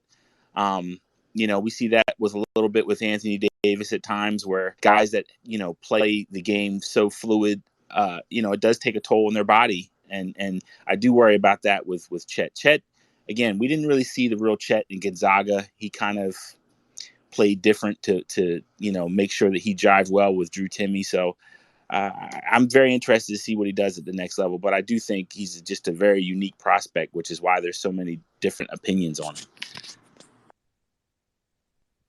All right, Domo, did that help you out? I mean, I didn't get the propaganda, but it was all right. What propaganda did you want, Domo? I wanted someone to tell me that AJ Griffin was going to learn how to play defense and become Jimmy Butler. No, we were laughing at you as you were saying that. I thought that was a clear answer, bro. That's never gonna happen. That's the first thing I want. AJ, listen, bro. AJ Griffin reportedly was going against undrafted free agent guys in a bunch of workouts, and they were blowing by him, bro. He has all of the skills to be, well, let me not say skills. He has all of the tools to be a great defender. He looks like a good defender. This doesn't make any sense to me, Evan. He's in great shape. He's one of the most ripped athletes, but bro, he ain't got no knee fluidity, man. He has jello legs. I'm telling you, bro, it's not there. Mm-hmm. And listen, if I'm wrong, he's gonna get a Michael Porter Jr. bag, but it's gonna turn into a Chandler Parsons situation sooner than later. I'm telling you, like he'll scam somebody. Wow. His legs aren't gonna help him. I'm telling you. I've only talked to one. They're not going to draft him. That's all I know. Like that's it. That's all I know. I talked to one person about him. They said he's not on their board.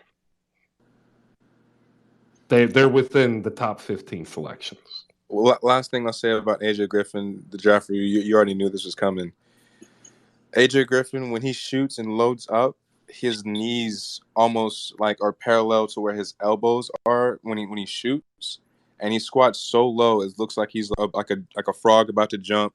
Like, you know, when you double jump on a trampoline, your legs like buckle. It's like that. That's You know what I'm saying? And I'm telling you, the James Harden effect, even like Mike Miller back in the day, he had knee problems and he lost all of his athleticism.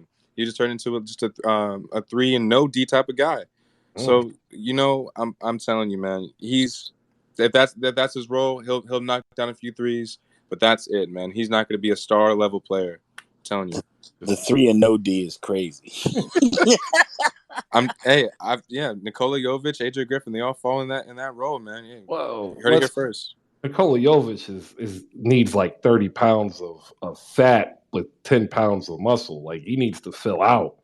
I think once he fills out, he'll be naturally better because he's just getting pushed around. Let's see. Bankai's up next, ladies and gentlemen. That's right. He's back, the show killer, and he's got a draft question. Hopefully not about Ty Washington and the New York Knicks, because we actually already did that. I did that because I don't know why the Knicks don't have a point guard yet. That's just me. Bankai, your question for Matthew Maurer of TheDraftReview.com and Evan Townsend of Project Spurs. Yeah, good morning, everybody. Okay, so simple. Knicks pick 11. Do they keep it? Do they trade it? And if not, who are they going to take?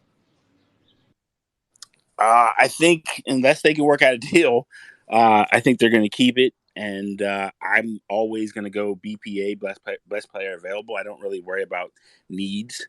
I just worry about talent because every team needs talent. And right now, and again, my mock is subject to change. I'm going to make probably one more adjustment on it as I get more information. But right now, I have Jeremy Shohan of Baylor getting drafted by New York at 11. Yeah, so I'm in a similar boat. I feel like they're going to go with the best wing available. So if it's Johnny Davis, Benedict Mathurin, maybe Shadon Sharp falls to them. And I'll tell you why. If you can find a way to trade Julius Randle, not exactly for a sign-and trade for Jalen Brunson, but for a Jalen Brunson-esque point guard. Malcolm Brogdon made sense, but the kid can't stay healthy, right? You can't really bank on stealing Cole Anthony from the Magic unless you overpay for him, right? I said that earlier, but it's easier said than done. You're going to have to get a veteran point guard, $12, $13 million, and just pay him just to give him 24 minutes and just say, hey, that's all we need you for, a one-on-one type of deal. You're going to get the best wing available, and that's going to be like a Johnny Davis, and they're going to be the X factor for the Knicks to maybe even push for the playoffs. Let me ask you this. Everyone knows Mr. Robinson made it clear he would like to be, if the money's right, he would like to be back. He said, New York City home, the New York statue emoji on his Instagram story. Mo Bamba's back in New York. Mo Bamba actually is the perfect fit next to Mitch Robinson because they can split 24 and 24, and they're honestly in the same tier of centers, probably around the same bag, and they're probably pre-playing that months ago. Who's going to start this game, this matchup? Who's going to start this game? You're hurt? I got you. Vice versa. That could be your center lineup. Obi Toppin is a fringe starter power forward. You're going to start him there and maybe have another power forward, Cam Reddish, small ball lineup, right? And then you have Johnny Davis being next to RJ Barrett. RJ Barrett is the perfect small forward build nowadays. I've said this many spaces before. You don't need a LeBron stopper, a DeMar Carroll type of build anymore. You don't need a Jason Tatum as your small forward. That guy's a power forward. If you're 6'8", 6'9", Kyle Kuzma, you're a power forward, big fella. You're the 6'7", Josh Richardsons, Lonnie Walkers. That type of build is a small forward now. And if you push him to the 3, whoever's the 2 and whoever started in Thibs' system, Johnny Davis, who can play defense and can light it up and can rebound and has a dog in him, Benedict Mathurin, Shadon Sharp, possibly one of those guys, the Knicks now say could be back. But, hey, you make 1 or 2 trades, Emmanuel quickly off the bench, you guys are really, really cooking with grease, man. Madison Square Garden is going to have a bunch of really, really, really nice games. I'm telling you. What about like a most unexpected guy you could see them drafting, like something out of left field where people say like, oh, we didn't see that one coming? A project pick, just because whatever they wanted wasn't there. And I'm gonna tell you right now, the project picks in Madison Square Garden, like a Usman Djanovic, they won't last a month, bro. I'm telling you, they won't last a month. It'll be ugly. It'll be so bad. They look like high school players. There's a reason why you don't see the measurements. There's a reason why you don't see them playing scrimmages. They look bad, but their agents make them look good. They get Jonathan Giovanni tweets and shout-outs, and their stock goes up on draft Twitter. But realistically, yeah, that's all I got to say. It'd not be good. Yeah. So the Knicks are going to surprise everybody and pick Mark Williams because they're not going to sign Mo Bamba. Got it.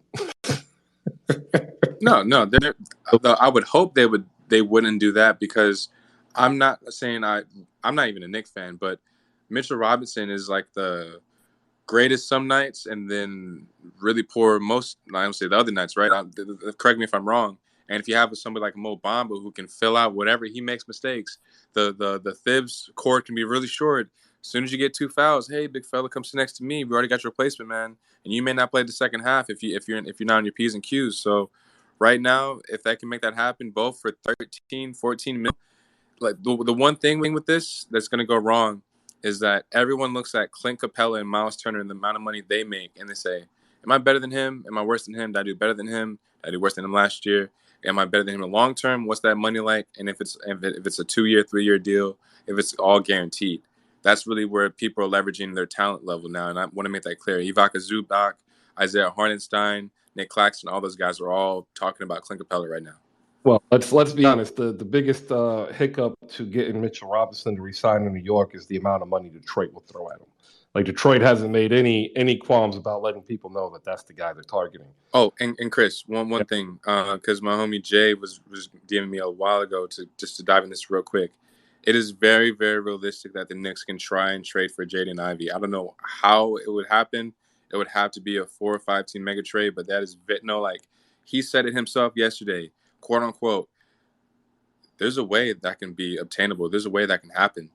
About going to the Knicks, like, you don't say that you're a top 4 pick and they pick at 11. You're not supposed to say that. That is a probability, though, Evan, is the issue. And here's the thing, Chris. It could be a 4 or 5 team mega trade with people setting up right now, making promises for picks, the Trae Young, Luka type of situations. You don't know all this. I don't know all this stuff, obviously, is going behind the scenes, but look for that to be fruition. They were trying. Remember, I told you in the draft review, we were talking about the hybrid guards. They were trying to get Donovan Mitchell, right? Donovan Mitchell was trying to lure himself with Mo Bamba to New York. Here's the thing. They can only have one hybrid guard on the team. They can only have one lead guard. They couldn't get Donovan. Jaden Ivey is the next best thing. I'm telling you. Well, I know. It's just that, again, the probability. The more teams you add, the more difficult it will be. And the issue that New York is going to run into is they're going to be one player or one draft pick short, unless they can convince somebody to take on Julius Randle. I want to move. Thanks, Bankai, for the question. Thank you, guys. To Dany D next. Dany D, your question. Then we got Maliika Walker and then JFK. If you're down below and you want to come up, raise your hand. If you don't or you can't, question in the chat box below. I'm going there right now to add them up here to the Jumbotron. I want to say good morning to Dany D. Congratulations on your Golden State Warriors winning. I hope you had fun watching the parade. What do you have for Evan Townsend of Project Spurs and Matthew Maurer of TheDraftReview.com? Oh, good morning, Chris. Good morning, everyone. Henny is a dangerous drug. That's all I got to say. But my question is, I'm so tired this morning. Anywho, it's more just an inquiry. Do you think that Timmy decided to stay, because this still fascinates me. Timmy decided to stay another year because Chet just outshined him at Gonzaga? Is that why he stayed?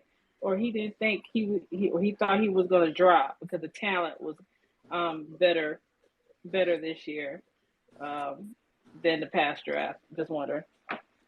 So the easy answer to that is Drew Timme was at every single in the Dallas area for the past few weeks with like John Montero, Hugo Besson. I was actually trying to get into one and was left outside. Sorry, too much information. But literally, you can bank on Drew Timme not getting a first round or second round promise for any team. That's why he went back. Like I said, these little scrimmages I'm talking about, they actually get documented and sometimes by these Instagram gurus and shooting coaches. They actually have GMs and scouts attend those. And these guys with the fringe level second round picks that could hurt the. But if they don't actually get invited to the combine, if they don't perform there, if they actually get invited, they have to utilize these scrimmages, these private workouts to boost their stock. And I'll say this once. I actually watched the tape of him going against these guys. Drew Timme has a bag. Drew Timmy plays like he's a grown man. Like I'll say that with confidence. Step back threes, a lot of just unheard of moves you would see at Gonzaga, and he's I don't want to say going to be like a G League level talent, but don't be surprised next year if he and the Gonzaga go on another run. Crazy, and I don't want to say he's a first round guy, but he'll be a solidified second round rather than a guy that's 70s, 60s on big boards. You know. All right, cool. I just thought it was odd. I was like, I thought he was coming out. And I said something must have happened in the workouts or something. And you answered that. I definitely appreciate that. Haters, I see y'all on these Twitter streets, Beyonce's internet. Don't be mad because we bring our Whoa, our, whoa, our whoa, um whoa, whoa, our whoa. We MVPs had a to the poll. poll. Danny, No, we had a poll. It's Rihanna's internet. Rihanna won the poll. So for Hoop Space's purposes, it is Rihanna's internet because she won well, the poll. whatever. Beyonce's coming next month. Anyway, about bring his All Star MVP, the new design All Star Kobe Bryant MVP. Don't be mad because he won all the MVPs that he's supposed to win. Y'all haters, I see you. The pool party don't stop. Anyway, God bless Las Vegas Aces. There we go. Holla. All right. Matt, did you want to add anything to the question? No, I mean, I pretty much second what Evan said. I mean, I think that's probably to me. I mean, he's been really battling, trying to get a promise of some sort to get into the NBA draft, and really, he just has not been able to secure that. I think, everybody knows he's got a bag. I think everybody knows he's got great moves. I just think, he's a below the rim finisher, and for some teams, they just that's a little bit more for. And it wouldn't shock me if maybe he fights and gets in a late first next year. It wouldn't shock me. All right. Ladies and gentlemen, I want to say thank you. We're getting ready to close out the second hour of this deep dive on the NBA draft. Dany D, though, she needs to know whose internet is it? Beyonce, Rihanna, and we're also adding now, for the first time ever, Ayesha Curry. Ladies and gentlemen, Dany D needs to know whose internet it is. And we're going to answer that question. So that poll is up here as well. So thank you, Dany D, for that. Point to you. Next, we're going to go to Maliika Walker. Maliika, your question for your Brooklyn Nets as you've now denounced your adjacency to the Charlotte Hornets. Well, I did denounce my adjacency, but my Nets deferred their pick. And we do know that 2 picks are forfeited in this draft. So there's 58 picks. There's 2 less picks in this draft. What I was curious about is, I'm going to ask again, I know on the draft show we did, it sounded like you guys were kind of bullish on Mark Williams. I'm still going to ask a Charlotte question because why not, right? It looks like some people in Charlotte are salivating over Mark Williams, some of the fans. Can you one more time give the positives and negatives of him? And my second question is I see your mock draft and I looked at your mock, Evan, also. Who is possible that can either leak in the second round, or somebody you have that could go undrafted that can't end up being a draft pick? Because that always happens where somebody's drafted and you didn't expect it. Who could that be? I'm curious of what some of these undrafted free agents are going to be.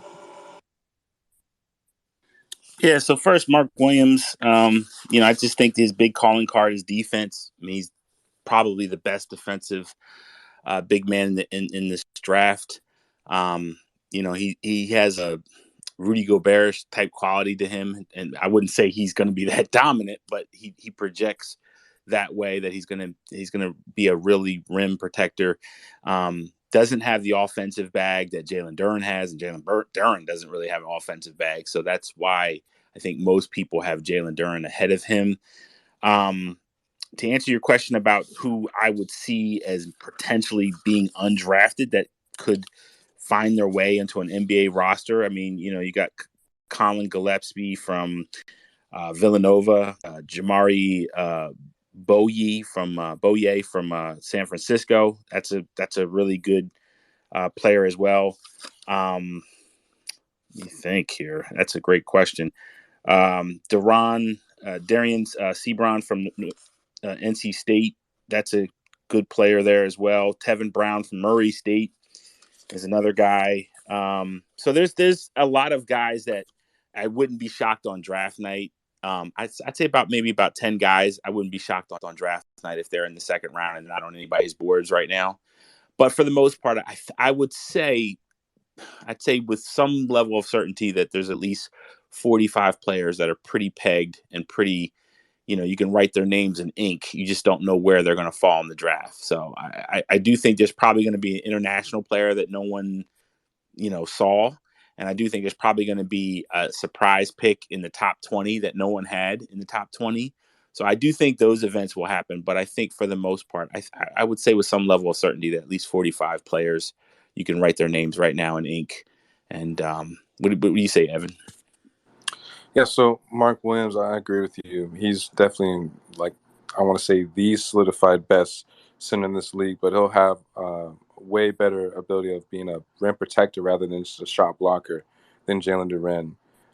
Mark Williams fouled a lot. I almost cussed. He fouled a lot. Almost every game he was in foul trouble.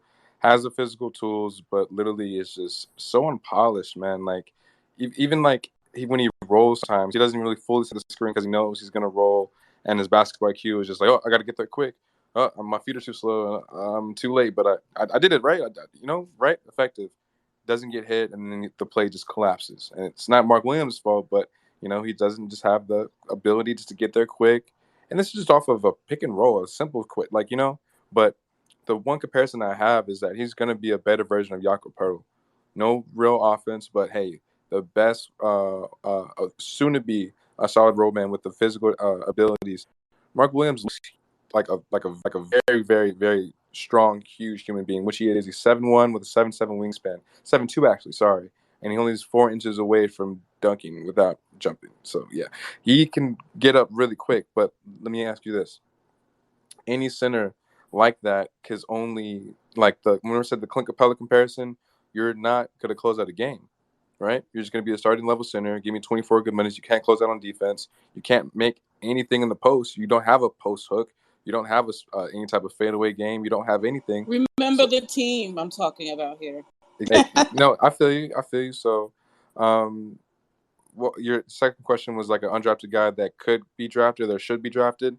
Honestly, I'll say Caleb Houston. Caleb Houston is honestly, I don't want to say a cop-out answer, but this dude was like the most up and down escalator, elevator effect guy on draft boards all season. Let me tell you, a 5-star recruit from Michigan.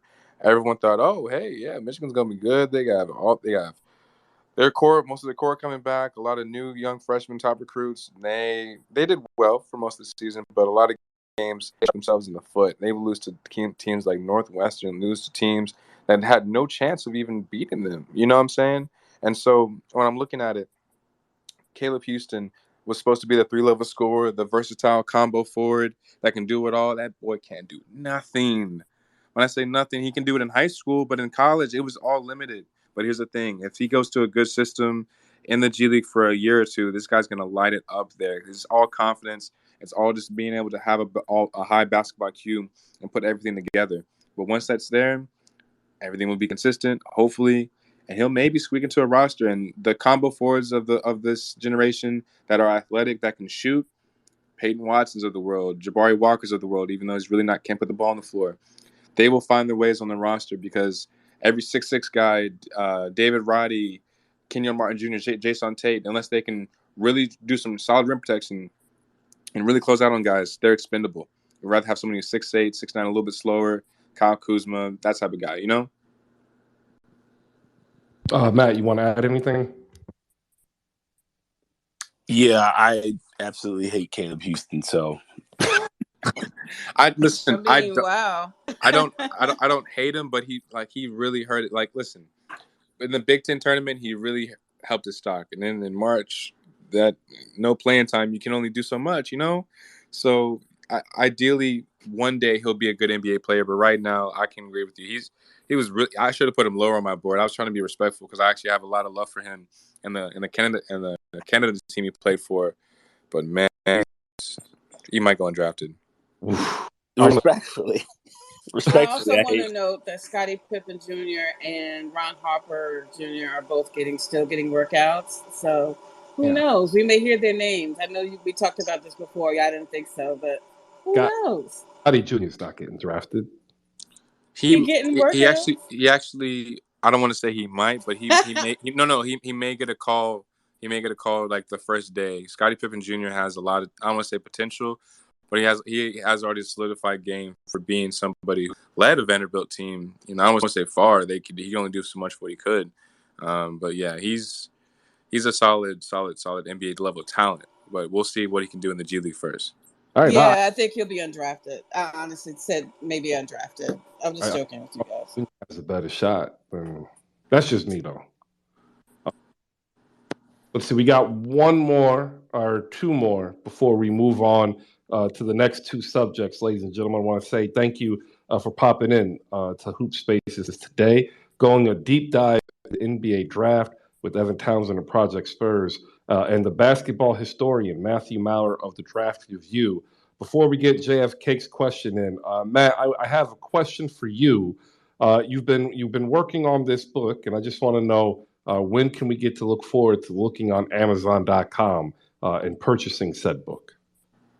Next year. I'm almost done with it. I have an editor looking over it and making changes and all that good stuff. So yeah, next year, and I also have an online NBA draft history museum I'll be putting together. So yeah, just continuing to try to provide some value and entertain people. All right. Well, don't forget to add Hoop Spaces at the very end of that timeline because, projecting into the future, we need that positivity. We've got JFK. He's got a question. Pickup card game from slamgoods.com is here with a question. And then the next two topics for the next hour before we get ready to close out. The G League Ignite team, their future, the team and the players who are eligible for this draft. My sleeper is on that team. And we'll go over the top international prospects as well. JFK, what's up, man? Congratulations on making it up here to spew some more Miami Heat propaganda. What is your question for Matthew Maurer and Evan Townsend? Good morning, everybody. What's going on, everybody? Can y'all hear me? I know I got a bad signal where I'm at. Yeah, you're good, bro. All right, cool, perfect. So we just saw PJ Tucker opt out of his contract. So with the rumors surrounding Mo Bamba and Miami Heat, I'm looking at picking up a guard in the draft with the 27th pick. There's three names that come to me. There's Jalen Williams out of Santa Clara. There's also Patrick Baldwin Jr. out of Milwaukee, and then there is Dalen Terry out of Arizona. Out of those three guys, if we pick up a Mo Bamba, you get what I'm saying, making room for all these pieces, what guard do you guys see us picking up? Or do we pick up a Ty from Kentucky? I think at 27, probably the guy that would be available to you would be, and it depends, because beauty's in the eye of the beholder, but I would have probably Jaden Hardy. Dalen Terry could fall to you as well. I really think Jaden Hardy, he's such a hot and cold player, but when he's on, he is on. Now, I granted, when he's off, he's really off. And that's been the problem with him at the League Ignite. He's had some games where, he just goes ballistic. And then he's had games where, it's like shades of John Starks in the NBA Finals. No shade to the New York Knicks fans out there. But it's just been one of those things where he's had a problem getting himself going at times. But Hardy, I think, really fits well there. I think Dalen Terry does. I think Dalen Terry actually might be the best fit for the Miami Heat culture that they have down there. He's a guy that has no problem getting after guys, multifaceted, can pass, defend. I think he fits that place a lot better from a personality standpoint than Jaden Hardy does. What do you think, Evan? Yeah, so I don't think Jaden Hardy's going to be there at 27. I don't think Dalen Terry's going to be there at 27, which is a surprise because I really wasn't on the Dalen Terry fan train. Literally, he's somebody who's not a project pick, but he has no real definition to his game. He can pass. He can play make. He's a wing. He's athletic. But what position does he play? He's too skinny to play a wing, to play a small forward. He's too slow to play a shooting guard, and he doesn't have those shooting guard abilities unless he's going to play on defense. And he can't play point guard because he doesn't have the hand over the fluidity. Patrick Baldwin Jr. is really like a 6'10" forward. It's just like a Cam Johnson type of role. He's not going to be the heart of an offense like he tried to be in Milwaukee and failed miserably. That should say enough. And he's not athletic at all. Pretty sure most of us can actually jump higher than Patrick Baldwin Jr. This dude can only jump 23 inches in the air at the combine. So shout out to him. When you think about it, it's not just I'm looking at all the mock drafts that have actually makes sense for this pick. 27, if he's there and he falls to you, you have to take Kendall Brown. Like, you have to take Kendall Brown. Kendall Brown is on the fringe level of being a project or being I don't want to say a solidified bench piece, but you're talking about one of the best damn cutters in the draft and one of the best damn athletes in the draft. That's a wing and a forward that I won't say can lock up, but will have the abilities to lock up with next to Jimmy Butler, next to Bam. He'll show you everything he needs to know, man. Kendall Brown, one quick thing about him, or one just, I guess, highlight that I remember, off of a tip against Oregon. This is a tip off of the game. They had a play set to where he would be on the opposite side of the court, like when they set up on when they all around the center. The guy that would win the tip, he tipped it forward to him, and he separated himself into the lane within 2 steps and turned into a dunk within 3 seconds. Literally, like, jumped from the second hash off a tip, 1-2, slam. So Kendall Brown is not only a crazy athlete, but he's a live threat that they could use. He replaces the Derrick Jones Jr. Role that they would have, and he's definitely there's no other fit that would have. You said you want a guard? Nah, bro, you want a cutter that can possibly make a couple of threes as well. So that's Kendall Brown. And I know I said I wanted a guard. And my question: did he play on the Baylor team that won the Natty, or no? Not the national championship team, but he was a 5-star recruit, and he was supposed to be where Jeremy Sohan is, but Jeremy Sohan was the 6th man of the year, and he just a better overall prospect. So, got you. And my last thing is, we worked out Sharif O'Neal. How do you feel about him coming to Miami, having ties like that? Oh man. So if you don't like that question, if you don't like that question, I got another question. No. We talked about Sharif O'Neal, and I listen. So I have synergies to where I can log in, and it's pretty much like a large search engine for highlights. So I can type in LeBron dunk, and all of his dunks from back to wherever, as long as it's recorded and documented, will pop up, right? So when I type in Sharif O'Neal, I can only see so much, and when what I see from Sharif O'Neal isn't the best. It's not that good. And, he's athletic. He can dunk windmill. 6'9", 6'2", dude.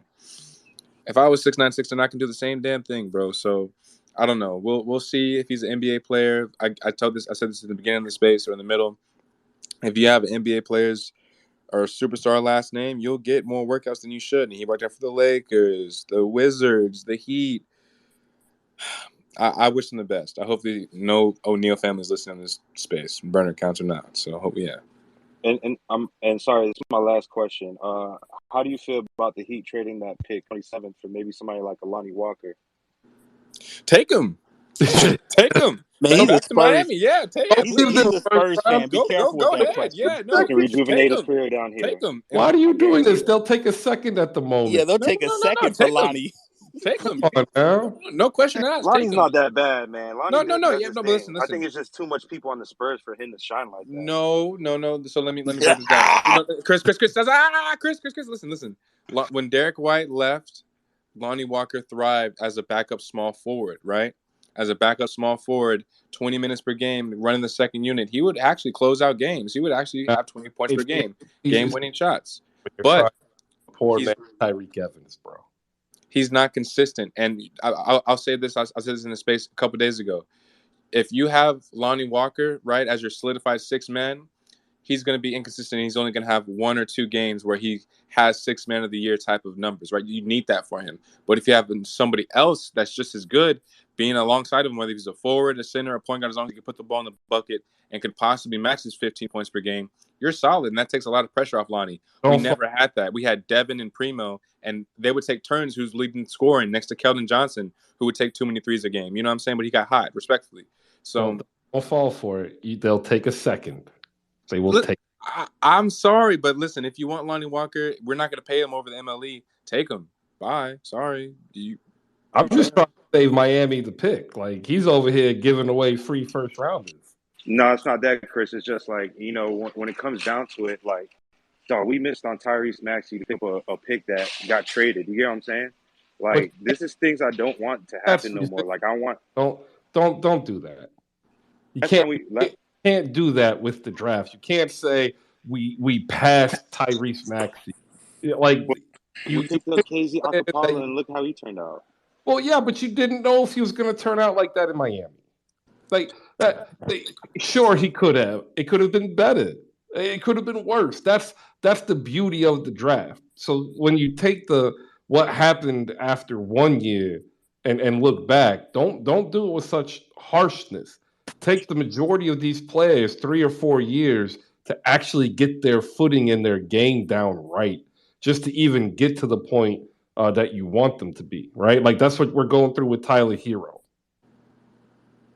Chris, we went through that with Justice Winslow and Josh Richardson and all them boys. Like, I know patience. You get what I'm saying? But and maybe y'all should hire, Matthew Maurer, the draft reviewer, Evan Townsend. All right, go ahead and send y'all absent, boys. I'm available. Hey, there you go. Yeah, let me put my email in my bio real quick. Go ahead. Follow me back, actually. Couple of questions from down below. Do you guys see Kai Soto going in the second round? And also from CJ, I'm of the belief Orlando needs to move on one of their forwards if they draft any of the forwards in the top 3. Answer those 2 questions real quick. We'll close this segment with the pickup card game, ladies and gentlemen, that you can find at slamgoods.com. And then we'll get into the G League, Ignite, and international prospects. Thank you, everybody. Good morning. Chris, you cannot acknowledge Kato on this app because they will find you, they will hunt you down, and they will not leave you alone. You might as well just do the little asterisks and refer him as KS, because like I said, they will swarm and they will find you. I honestly think his own I'm not gonna say too much, but literally it's a big problem. And no, he's not even really backup, bro. He's not a center. He's not an NBA talent. I'm so serious. I'm sorry. Nobody. People tell me people gonna come after me. Nobody literally comes after me. I am not that important. Tweet it. I dare you to tweet it right now. What do you want? Kai Soto, period. It's like Candyman. They will find you. They will find you. You want me to tweet Kai Soto? Okay. If you say his name 3 times in a tweet, I'm trying to save you, Chris. So don't tempt them. Don't poke the bear. I add the Knicks to it because apparently they're working him out. Jesus Christ. Knicks will work out buzzworthy 7'3" Filipino draft prospect Kai Soto. That was a month ago. So, all right, I'm gonna do it Candyman style, just like Matthew Maurer. You said I'm gonna say Kai Soto 3 times in a tweet, and we will see what happens. I'm gonna put this up here. I hope all of you retweet it because I don't think anything's gonna happen. But that's just me. All right, there you go. Kai Soto, Kai Soto, Kai Soto. Man, say that 3 times fast. The other question from CJ. Orlando's going to move off of somebody. Who's it going to be? Is it Jonathan Isaacs? Is it Cheze? Oh, geez. Is it Cheze Omeke? Okeke, you mean? Who they're going to move off of if they pick Chet or Paolo? Or I think it's Jonathan Isaac, not because of off the court issues. I just think he's just a guy that just durability wise, I think he's proven that his body, just for whatever reason, it's just hard for him to play at that length with what he does for 82 games. I mean, I feel for him. I know he's put a lot of work in. I know people close to him. He seems like a great person.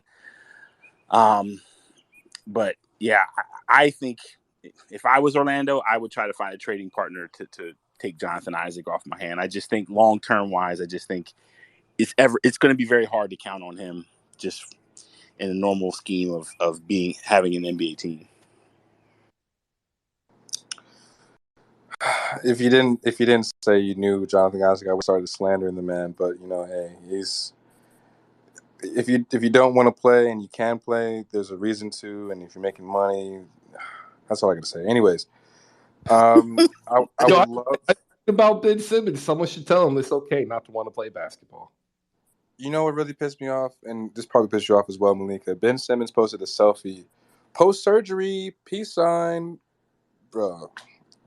Come on, bro. The ultimate troll. Like, these are athletes, bro. Like, millions of dollars being paid every 2 weeks for this. It makes me so bad. Anyways, Jonathan Isaac, there's no telling of when and if he's going to play, and I don't know if any team's going to want to take that on. His contract isn't the largest or the most easy to buy out, but did he already Miles Leonard himself out the league? Not just quite yet. So I don't really know, but we'll see if they can trade him. Okiki actually is really like a small forward, that small forward, 6'6" combo forward, but just too slow to play either or positions. Like I mentioned earlier, Jason Tate-esque, he's solid. So Franz Wagner's a 3 that could play a 4 as well. Jabari Smith is a 3, can play a 4 as well. So yeah, all the versatility. Yeah, they'll be solid. Myers Leonard as a verb is wild, by the way. How about Jonathan Isaac for Lonnie Walker? There you go. I don't think Pop can. You gotta get the vaccine. I don't think Pop. Let's just say that you gotta get the vaccine, man.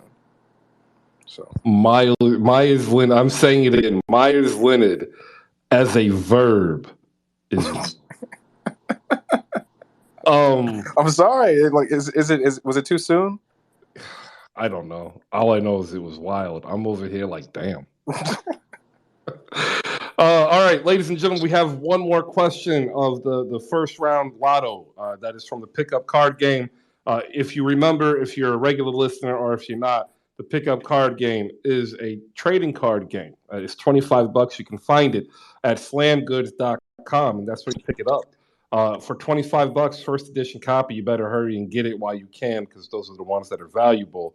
You'll be able to share your passion of basketball with children and teenagers and adults anytime with 2 ways to play. A quick 30-minute game, because that's actually quick compared to some games, and a real fast one-on-one, what they call pickup light, which just really debuted 3 weeks ago. It's phenomenal. We're able to get like 3 or 4 in within a 10-minute time period. And if you gamble, like if you play Tunk and you gamble, this game is definitely for you because you're throwing dice and playing cards and loving the game of basketball. Pickup card game, your question. Thank you, Chris. Thank you. Good afternoon, good morning, Evan and Michael. Appreciate your time. I am a huge fan of seniors in the draft. I think the past few years you've seen guys like Herb Jones last year, right? And then Desmond Bain 2 years ago, Cam Johnson 3 years ago. Seeing seniors have a big impact in the right spot. So from this year's class, what senior do you think could have that Desmond Bain, Herb Jones type impact in year one based on where they land? Obviously, the obvious choices are Ochai Agabi, right, from Kansas. But besides him, who is a senior who you like a lot in this draft? For me, it's Andrew Nemhard from Gonzaga. I think he really knows where he's at on the floor. Great basketball IQ. And then after him, I would go with maybe Trevion Williams from Purdue. I just really like how he plays. I think he gives a lot of value. Literally, that's honestly it. There's really no other senior that is, I don't want to say eligible to be in that category, but yeah, you said it with Ochai Agbaji. That's like the easy cop out answer, but Trevion is honestly one of the best passers. I would love to see him actually go back to school, but his stock is actually pretty high. Next year with all those guards, man, yeah, it's gonna be it's gonna be tough to just get back in the position he's in now. So we'll see. All right, appreciate it. Initial report of the Kai Soto. A couple people asking about him. I'm like, all right, I don't want him. I don't think he's going to be drafted. That's just me. But shout out to Kai Soto. Like I'm really over here looking in the mirror. All right, we're transitioning here. So here's some music, ladies and gentlemen, that we're going to go ahead and give these guys another quick 2-minute break. because like they've been going at it nonstop. This deep dive into the NBA draft. We were able to hit up the lotto picks 1 through 14. We've dived into some second round action, some undrafted action. We still have the back end of the first round if you want, but we're gonna do a little bit different. Like you're gonna be inundated in the next 48 hours with player profiles galore. I want to talk about the future of the NBA draft, and the future of the NBA draft, ladies and gentlemen, I believe is moving away from the NCAA and college basketball in general. I think there will always be a college draft, an amateur draft, but the G League Ignite has been a resounding success as a template for future developmental leagues. Overtime Elite has their chance to step up to the draft this year. They too look like to be changing things as a disruptor. And as always, we've been enamored with international players, whether it's a draft and stash or somebody coming in and wowing us, Franz Wagner, his brother, not so much, all the way back to Dirk and Petrovic and so on and so forth. But this is really about equity because they're coming, ladies and gentlemen. These international players are training harder, they're training differently, and we'll see if America will still be the top dog or if we'll take the best of what they're doing and integrate it into what we're doing. And then the G League Ignite, as I said, I think is a boon for the NBA. We'll get to that with Evan of Project Spurs, Matthew Maurer of the Draft Review. So if you're going to want to come on up, get ready with your hands. With that, I'm going to give some shout outs for content. Tonight, right, Maliika, I believe you have an episode of The Rewind.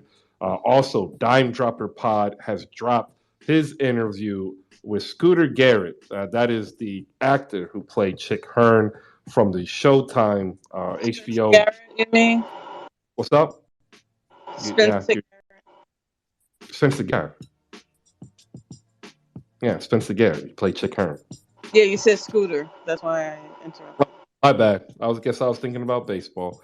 Spencer Garrett, who played Chick Hearn on the latest docuseries or docudrama covering the Showtime Lakers. Make sure you check that out. Reese Rebel 31 has joined us. She is getting ready to put up some touches on the Benchwarmers program, so we can have that for you here as some off-season content. Optimistic Pels fan is in the building, also working on something for open mic night. So if you are a lover of music and musical performances, make sure you shoot Optimistic Pels fan a follow for the launch. I will be part of that launch as I will be doing some perusing around for open mic stand-up comedy. So if you think you're funny, if you actually think you're funny, or you do some stand-up comedy, or you want to give it a try here on Spaces, shoot me a follow and get ready for the launch. You'll get more information as it comes out in the next probably 3 to 5 days.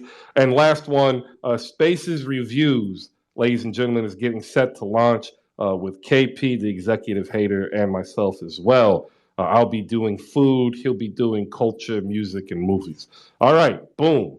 We're also on YouTube. Make sure you head over there and check out what we're doing there. You can Google Hoop Spaces YouTube with the hashtag. It pops up. You can use the search tab. It pops up. But what I'm talking about is this show itself will be on YouTube, powered by audiolabs.io. Check us out over there if you miss any of the Hoop Spaces content, because we'll be doing bigger things since nobody wants to pay us money. We'll just make our own and make everybody look foolish. That's the goal. That's the plan. And I haven't failed yet. So here we are. All right. Setting the table. Top international draft picks, G League Ignite. Evan, Matt, which one do you want to tackle first? Dyson Daniels. My guy. Like, okay, so we talked about it earlier. There are only a few. They don't even have prototype names. I'm not trying to get my 2K definition on, but like the Josh Giddys of the world, the Lonzo Balls, they're more than just pass first point guards that are great defenders. Josh Giddey doesn't fall in that role, but realistically, Dyson Daniels has, I don't want to say Herbert Jones, like I want to say defensive player of the year type of votes his first year, but he'll get him his second and third year. he'll be on the defensive second and third team or first and second team without a doubt in his career multiple times. There's really no one that's a point guard that's 6'8" that can defend besides, like, I don't want to say Ben Simmons, but has the ability and confidence to do what he can right now. And that's why he's probably even going to go top 6, top 7. A lot of teams are going to try and jump up to get him, sell the farm. These guys don't grow on trees, and he'll be able to guard 1 through 4 one day. He's fairly skinny right now for someone 6'8", but once he fills out his body, he's never going to be like a threat to shoot or to score. I don't think he's more than he's going to be just the pass hunter, the ball mover, how some people like to say. And hey, flow game not only is immaculate, but it's from when you least expect it. From like right after the free throw line, off of 1 foot, 2 hands, money, cash. If it falls, shoot it. I want to give some background real quick of the G League. If people remember, the G League was the D League, the developmental league, blah, blah, blah. But this is where we really want to get to. The NBA G League Ignite team was founded in 2020, but it actually was founded in its origins with select contracts back in 2018 for the 2019 high school class. No top high school player signed one of these select contracts. What are these select contracts? They were contracts of $125,000 for elite prospects, including opportunities for the basketball development, life skill mentorship, and academic scholarships for that 2019-2020 season. It was another failure. So they went back to the drawing table and they figured out that if they raised the salary and actually created a team structure that mimicked a professionally ran G League organization outside the confines of it, which means that they wouldn't really count, but they would still compete, that this would allow them to highlight said young prospects. And to note, we've seen G League players from the Ignite team be selected in the NBA draft last year. This year's a different story. There's going to be more players drafted from the G League Ignite, I believe, this season. And we've actually talked about several. The one that we haven't spoken about, though, is actually my sleeper pick in the second round. Matt, you want to go ahead and guess who that is? I'm going to guess Michael Foster. That is correct, ladies and gentlemen. Michael Foster, power forward, 6'9", 220 to 230. He, I believe, is the epitome of what the G League Ignite team is going to eventually do, which is a top 30 high school player and make them a bona fide draftable pro with a potential of a long established career. Maybe not a superstar, but somebody who's definitely a pro who's going to be around a long time. What are your thoughts on Michael Foster, Matt? We'll go to you. And then how do you view the G League from its inception to today? What are the positives and the negatives? What's the success and failures? And we'll pick up with Evan Townsend. And then if anybody has a question about the G League Ignite players, either from last year about where they're at, because there's a couple of them that were supposed to be real great players and they're nowhere, and what the looks are for next year possibly as well. Matt, take it away. Yeah, I think the G League, I think it was highly questionable when it first started because so many pundits believe that a pro, I guess you could call it a semi-pro program, couldn't really cater to, the mentoring that has to be done with younger prospects. And to their credit, surrounded a lot of these guys with really good, viable veterans, not just of NBA basketball, but of professional basketball. One player is Pooh Jeter, who has played overseas quite a bit. Very nice guy, understands the professional game about being a professional, and has mentored some of these guys. Dyson Daniels has talked about him as being a guy that, he's been able to bounce things to and talk to. And I just think you can't really argue also with his ability to create better situations for his prospects. Jalen Green last year, for example, had a little bit of an issue creating off the dribble. By the end of the G League series, he was much more fluid, creating off the dribble. So they do improve players. And that was the bigger, criticism at first, was just that. But also, I think the mentoring and learning how to be a professional player is one of those things that gets kicked under the table a lot, because we in America don't understand the concept of professionalism as well as our overseas brethren do, because a lot of them took a soccer model and applied it to basketball. And that's one of the things that we don't do over here in the States. We kind of took this thing from a different standpoint. So I think we're going to adopt a little bit more of the international's view on player development and learning how to be a pro. And if you think about it, I mean, Doncic, Ricky Rubio, people like that, they've been around professional players since they were 14, 15 years old. So they're getting that intellectual capital. They're getting those veteran tricks. They're learning from peers, but not their peers at the same time. And they're surrounded by professional players at a very early age.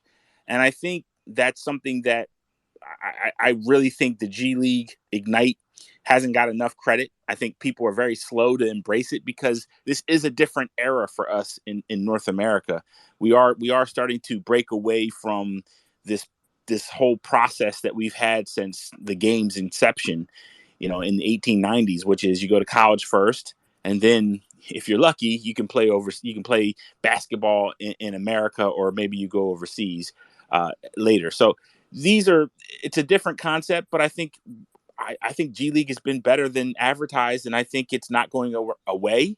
And I wouldn't be shocked if we don't have two G League type Ignite teams in the future, where instead of just a handful of guys, I wouldn't be shocked if it's more spread out and you have more and more guys in North America bypassing and playing for a G League type situation. I mean, we see that with Overtime Elite. They have three teams.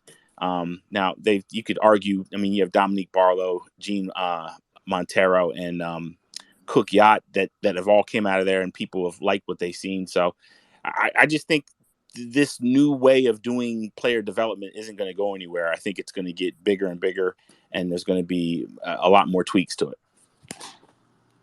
The one thing I'll say about Michael Foster, I promise I'll make this really quick, he's going to be in the same tier as DJ Wilson, or he can definitely be, I don't want to say rookie year, second year Julius Randle, but he's not going to be prime Julius Randle Knicks. Like, he's going to be someone you can maybe count on to be a second or third option, maybe in this league. And when I say that, he's not somebody that you look to score on every single night, but he'll give you those sneaky 16, 17 points per game, and maybe it can turn to be consistent. So I want to ask real quick, just for me. I look at him and I see what, at least the physical frame that the NBA seems to be moving towards, with perimeter bigs who can give great help defense with blocks. Why is he not being looked at like Trip, like Jaren Jackson Jr. A little bit? Like, I know he's not as tall or physically dominant, but to me, like, the game model is pretty much the same from the floor with good interior help defense. The difference is that I think he understands he needs to mix it up to get those rebounds. So I think that he actually tries harder to rebound. And then also, when we look at the G League, I too think it's a success, but we do have to mention, like, there are some players from last year that didn't fare so well through the draft process.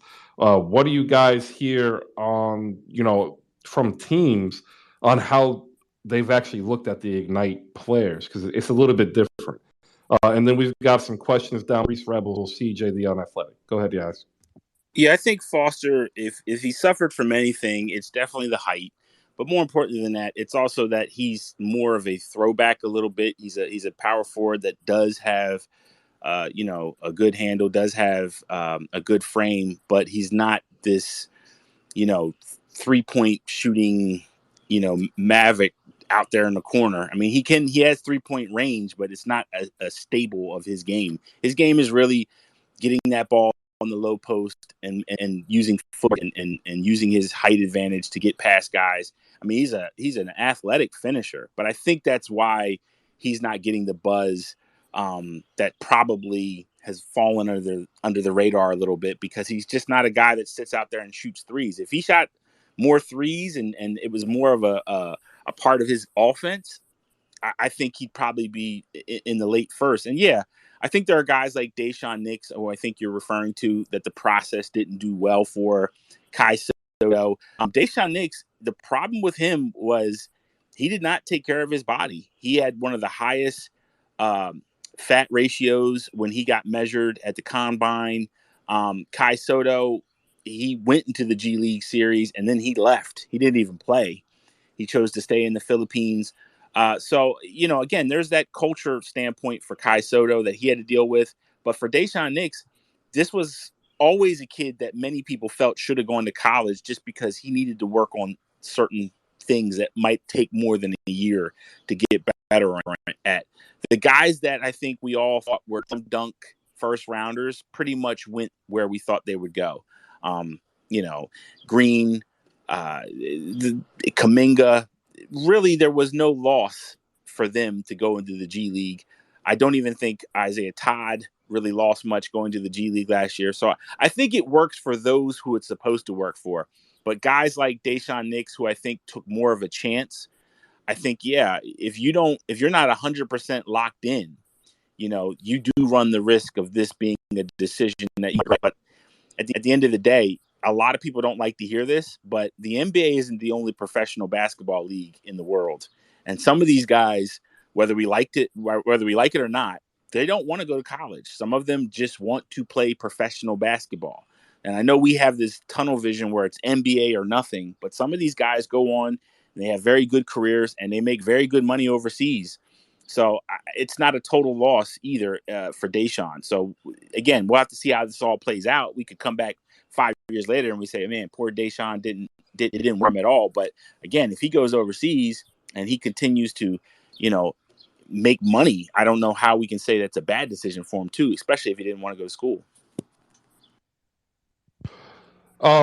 Yeah, no, I definitely get it too. I agree. And I think that's why they kind of tweaked it this season to a little bit better result where it was more developmental worth than just kind of like a show.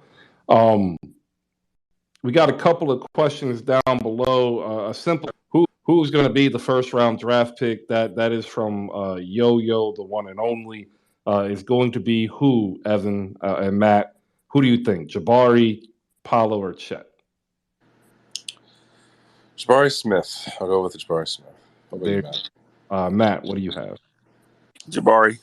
All right, so there you go. If you've missed any of the show, make sure you check out the replay on the show card or later today on YouTube. It'll be there through the power of audiolabs.io.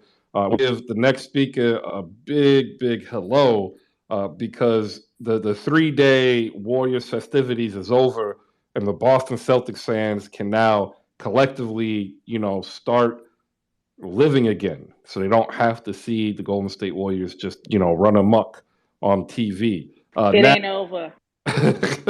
Congratulations on being the second best team in the NBA. Appreciate you stopping up here. What are your questions for the NBA draft with Evan Townsend and Matthew Maurer? And then we're going to move over to the international players. We're going to talk a lot, probably about Nikola Jovic and two others that I know that I want to know about. But first, Reese Rebel 31 is the handle you should follow. She is the host of So You Think You're a GM, and she will be the co-host of Benchwarmers, the debate show. So make sure you tap a follow to her as well. Nat, what's up? It's good to see you. How you feeling? Hey, I am feeling great. I didn't even realize it was a parade for Golden State because we were talking about Kyrie the last couple of days. So the parade didn't really bother me at all.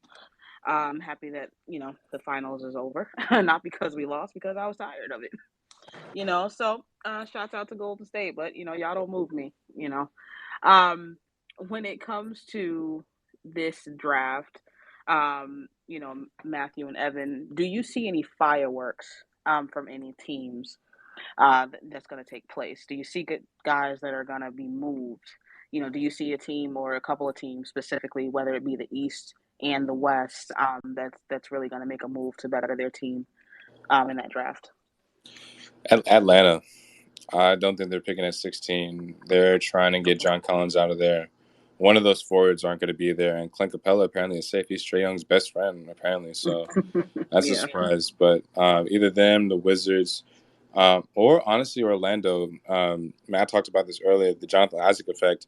Hey, there's a plenty of, like the Orlando Magic, Detroit, obviously the Knicks, and maybe Charlotte, if they can actually put pieces together and bring everyone back that is available, you could make a play-in race, and that race is going to be pretty tough for teams that can maybe win 10, 15 more games than last season. So look for a lot of teams like that to make trades, and that's really all I got, especially out east. Okay. Yeah, I think that's the same for me as well. I think Atlanta is going to make the most moves out of all the teams because I think they feel like they're close. And they know they have to strike why they still have that feeling. They have some really good pieces there. They have guys that they have to figure out what they have. For example, you got Hunter, you got a Conwu. So they still got pieces there that they have to figure out. And I do think John Collins is probably going to be the movable piece. And I do think Atlanta is going to try to make a push to try to get Trae in a better position to make some noise in the playoffs. Thanks. I agree with that. Do you guys have any specific place that you think John Collins fits the best, or where you can see him ending up?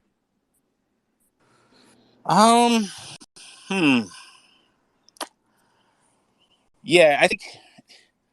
Yeah, for me, John Collins is in Atlanta. John Collins is not well loved. Right, he's not. He's one of those guys that I think he has that new age power forward game that drives people crazy, but also drives GMs to be salivating over it because they like the fact that he can stretch defenses. They like the fact that he's reasonably athletic, and they like the fact that he's a decent rebounder. The problem is he really is inconsistent at times, and the effort is questionable. But I don't know if that's a byproduct of Trae Young's ball domination and him just feeling like he's not part of the offense. I don't know. He's very difficult for me to gauge on like who's like evaluating him because there could be a team that says, "Hey, I see him as a potential all-star," and there could be another team that says, I think he can be a third or fourth piece for us. So it really, to me, it depends on the team's view of him. I've heard it said every which way about John Collins, and I think that's why Atlanta is trying to make the move because I think they just want Trae to have pieces that fit more with what he does. Got it. I think that John Collins can fit with a bunch of teams, but they just have to have a hole for a starting power forward. He's strictly a power forward and a small ball five. And, the Spurs could use that. The Hornets probably could use that. I honestly liked his fit with the Mavericks. Imagine looking with a lob threat that actually can catch a lob consistently. That'd be nice. But that's not going to happen with Christian Wood there, at least I don't think. So, yeah, he'll find us in a spot. I don't really have any favorites, but he just needs I don't want to say a pass first point guard, but he needs somebody that can hit him in his spot, and that's his right corner. And those are his, I want to say his pick and pops, but his pick and rolls that turn into highlights, man. So. All right. CJ, hop up in here with your question, and then we'll move on to the international players as we only got about 15 minutes left. And there are at least 3 players that I want to get into for international, sake. CJ, go ahead. So, first of all, I want to just point out the fact that the Ignite did just get their first champion, which is Jonathan Kuminga. So, we're going to show some respect to JK. He is the Ignite. And my question about the G League Ignite program and everything with it is, you guys brought up earlier how you believe there may be multiple potential programs like it in the future. Um, What are your guys' thoughts as far as that compared to the overtime elite? Like, which one do you favor, or do you think there's anything that either can draw from each other to make them better? Great question. I think I like a lot of what Overtime Elite did. I think the NBA could use some of that. I'm looking at more from the branding aspect. I mean, Overtime Elite had, and again, it's about building a true minor league system. So they had, the tops cards, which may seem, rudimentary or not serious. But I think that's part of the thing with the middle being a minor league. You need to establish these players and public understand these players at an early part. And I think that's the one thing I liked about the overtime is that they marketed these players a little better than the G League Ignite. I mean, unless you're a basketball nerd or you're, somebody who just casually hears names, the G League Ignite, they just said, oh yeah, we got this guy and that's it. While Overtime Elite, I think, did a better job at putting together the concept of branding and making the players be a part of that process, either with, basketball cards or even the announcers in their games. There was a lot more excitement, and it was drummed up to be a little bit more exciting, I think, than the G League Ignite. Now, some could say that's because the NBA looks at it more of as a professional setting, and maybe Overtime looks at it more of an entertainment setting. But I think those both can exist at the same time. On the flip side, I think Overtime Elite could embrace the G League's development ideology. The one thing look, Dominique Barlow made some minor strides. Gene Montero, he kind of played exactly like he played all year long. While it seemed like to me that the G League Ignite, they hyper focused on guys' deficiencies and I think developed them better than Overtime. But again, that's no shade. I just think they both could borrow from each other and really make something pop in the future for each other. And that's a perfect segue answer because Gene Montero is one of the three that I definitely want to speak about. So we'll actually just move on to him first. Arguably, and I'll let you answer this specifically, Matt, arguably the best Dominican player since Al Horford is what I've been told in terms of potential. Absolutely. He not develop at all at Overtime Elite. Nope. He's fast. He can rebound. He chucks up shots. And when I was watching it, I cringed. Do you know why I cringed, Matt? I saw the Dominican Dennis Schroeder. Matt, please tell me I'm wrong. You're honestly, you're right. You're pretty spot on. For the most part, if Dennis Schroeder was a potential 3-level scorer that can finish at the rim, surprisingly, you're right. Yeah, spot on. All right, so what are we looking at as Gene Montero looks to be the first player drafted after going through Overtime Elite? Because if I'm seeing this, then I know others are seeing this, and that's got to limit his potential landing spots. And are we really his on-ball and lane defense, his intercepting lane defense, legit, or is this a byproduct of, again, having Overtime Elite kind of like showcase more of an entertaining game? No, I don't buy into him defensively. He played defense so he could play offense, if that makes sense. Again, he was dynamic at times when you watched him play in the overtime games, but I mean, more often than not, he just threw up shots that you just shook your head like, man, I don't know what he's thinking there. And again, I don't know if that was from the pressure of overtime, like I said, trying to make the game more entertaining. But when I saw him in Spain, he was a lot better. I think he was in a more system that, demanded of him to be a little better with his court decisions. But I often felt at Overtime Elite, he was just freestyling out there. He did not look like they had an offense. He did not look like he was trying to run an offense. It just looked like he was just out there playing a game in the park and just letting that thing fly. He was a guy that I think in the beginning of the year, because of his international respect, he was a guy that was a late first on most people's boards. But yeah, as you start looking more and more in the overtime games, his stock did seem to fall. Evan, you want to add anything before we go to CJ? Yeah, so when I mentioned the importance of these private workouts, like how I did earlier, John Montero was at some of these workouts, and I actually did attend one in Fort Worth, and I'll admit he was by far the best player there. Like Timmy was there, Hugo Besson was there, a couple guys from TCU, Mike Miles was there. And here's the thing, Montero has one of the quickest first steps, but he has a basketball IQ that doesn't really mesh with a team. He's like how Matt was saying.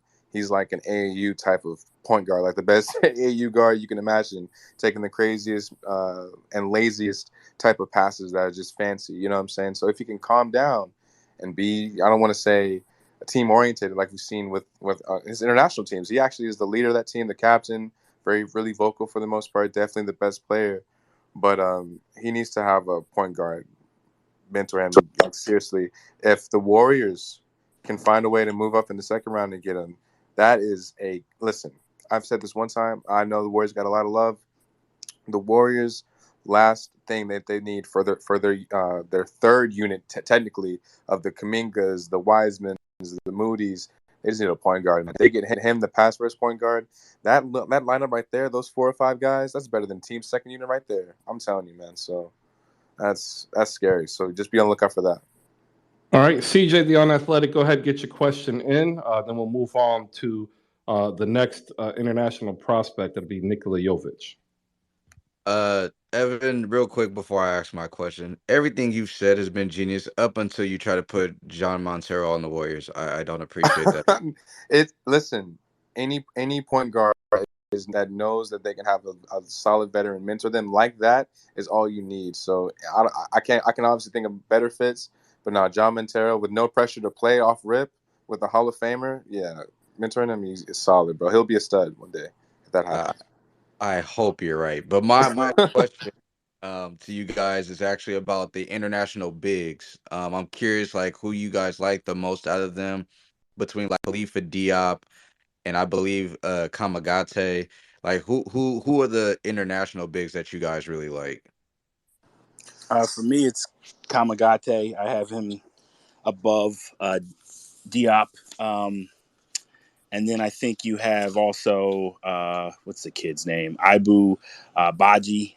I like him. I'm just not sure fundamentally if he's not as refined as Jop and Kamagate. But yeah, Kamagate to me is a guy that could challenge for late first.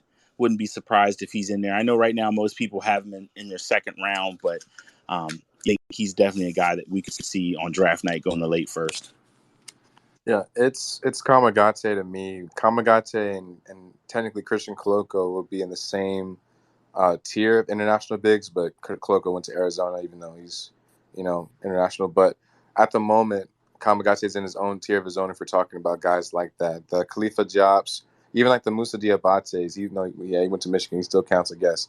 You put them in their own tier of late second round undrafted free agencies, like tier 5, tier 6 type of guys, because we don't even know if they're G League players. We need to see what they have. Ibu Baje, honestly, Matt, that kid may be 27 years old. We don't even know.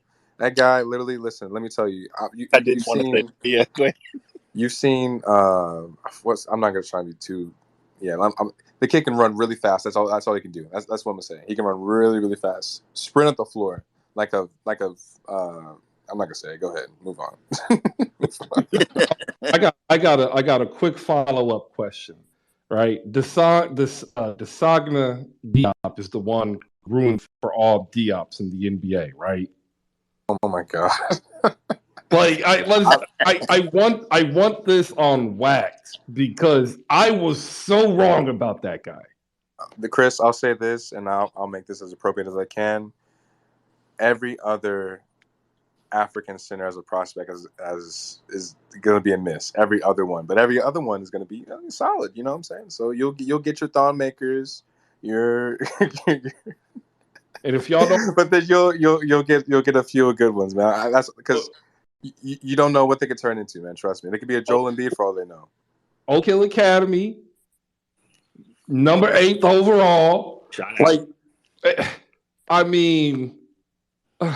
I thought he was going to be, well, you know what? He was better than Eddie Curry, and he was better than Ousmane Cisse. So, I got 2 right, but he wasn't better than Tyson Chandler or Kwame Brown because I said he was going to be better than those 2 as well. But I digress. Yeah, that was a rough time period in my life. I can tell. Next player up, Nikola Jovic. The next Nikola, he's blowing up. I have every reason to believe that if a player, say from 11 on back, needs to make a reach, that's the reach. Tell me I'm wrong. 6'10", 210, small forward. He can put it on the floor. He can shoot. But man, is he like Pukashevsky skinny? Yeah, I'm not a big fan of Jovic. I think he's good. I think he's going to give you some decent looks. I am worried about his ability to take guys off the dribble at the next level. I mean, he does it in Europe, but I don't know if that translates in the NBA. I mean, he's a great shooter, does a really good job of getting shots off, at least at that level. But there's so much things about him I just worry about. Defense, foot speed to me, I don't like. Again, he's fundamentally sound. He's a guy that people are going to take. I don't know if we look back at this and we say like that was a miss. I think he's going to play his part. I think he's going to be a guy that can get you good shots when he's open. But I don't believe in his shot creation at the next level. I don't know about Evan, but just to me, that's just the one part I do worry about with him. I'm buying it long term, but you got to realize him being 6'10", he's not the greatest athlete. He doesn't have the greatest first step, but you have to respect everything in his bag. Like, he's not going to make everything off rip, but everything is going to be there one day. And like when I say, obviously from logo range, from three, sub creation, side steps, all those type of moves, 1 of 3 is going to fall, guaranteed. I'll say that right now. One of the best forms in this draft.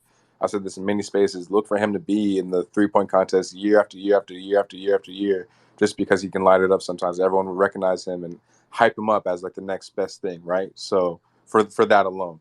But let me tell you right now, and sub creation in the mid range, if he had is it Marlo Matkovic, right, Matt, the guy, the Serbian center that was supposed to, he stayed in the draft actually. Yeah, he stayed in the draft. Yep. If they can be together, if they can be in Austin with this Austin Spurs in the G League for a year, that's Shaq and Kobe. Let me tell you right now, Serbians and when they played against Mega Basket, you have to worry about that pick and roll and that lob to him every single time because that guy can jump out the gym, or it was a mid-range pull-up from Jovic that was money half the time. So if he has trouble getting to his spots, getting to his favorite shot selections in the NBA, have him just be coming off of curls and be, I don't want to say a Kyle Korver, but literally kind of be a little maybe a system accumulated Gordon Hayward. You don't have to need to be a 20-point per game scorer. But if you can reach mismatches, get to the foul line, half your points are going to come from the foul line. Light it up. And all that's money from there. So, but no defense at all. At all. Marlo Matkovic, right? Like I think you said Marlo, but it's Carlo. Yes, Carlo. Yeah, Carlo. Sorry about that. Yeah. Want to make sure we get the name right because I screwed up 2-on-1. I want to get Yo-Yo, the one and only, up here. Somebody who's just found us, so congratulations and thank you. Hope you've enjoyed your short time here. What's your question for Matthew Maurer of the Draft Review or Evan Townsend of Project Spurs regarding the NBA draft?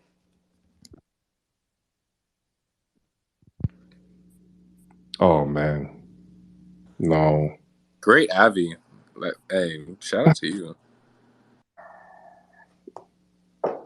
I'm like giving him extra time too. Like this is just bad. Give him the horns, Chris. Give him the horns. Give him the horns.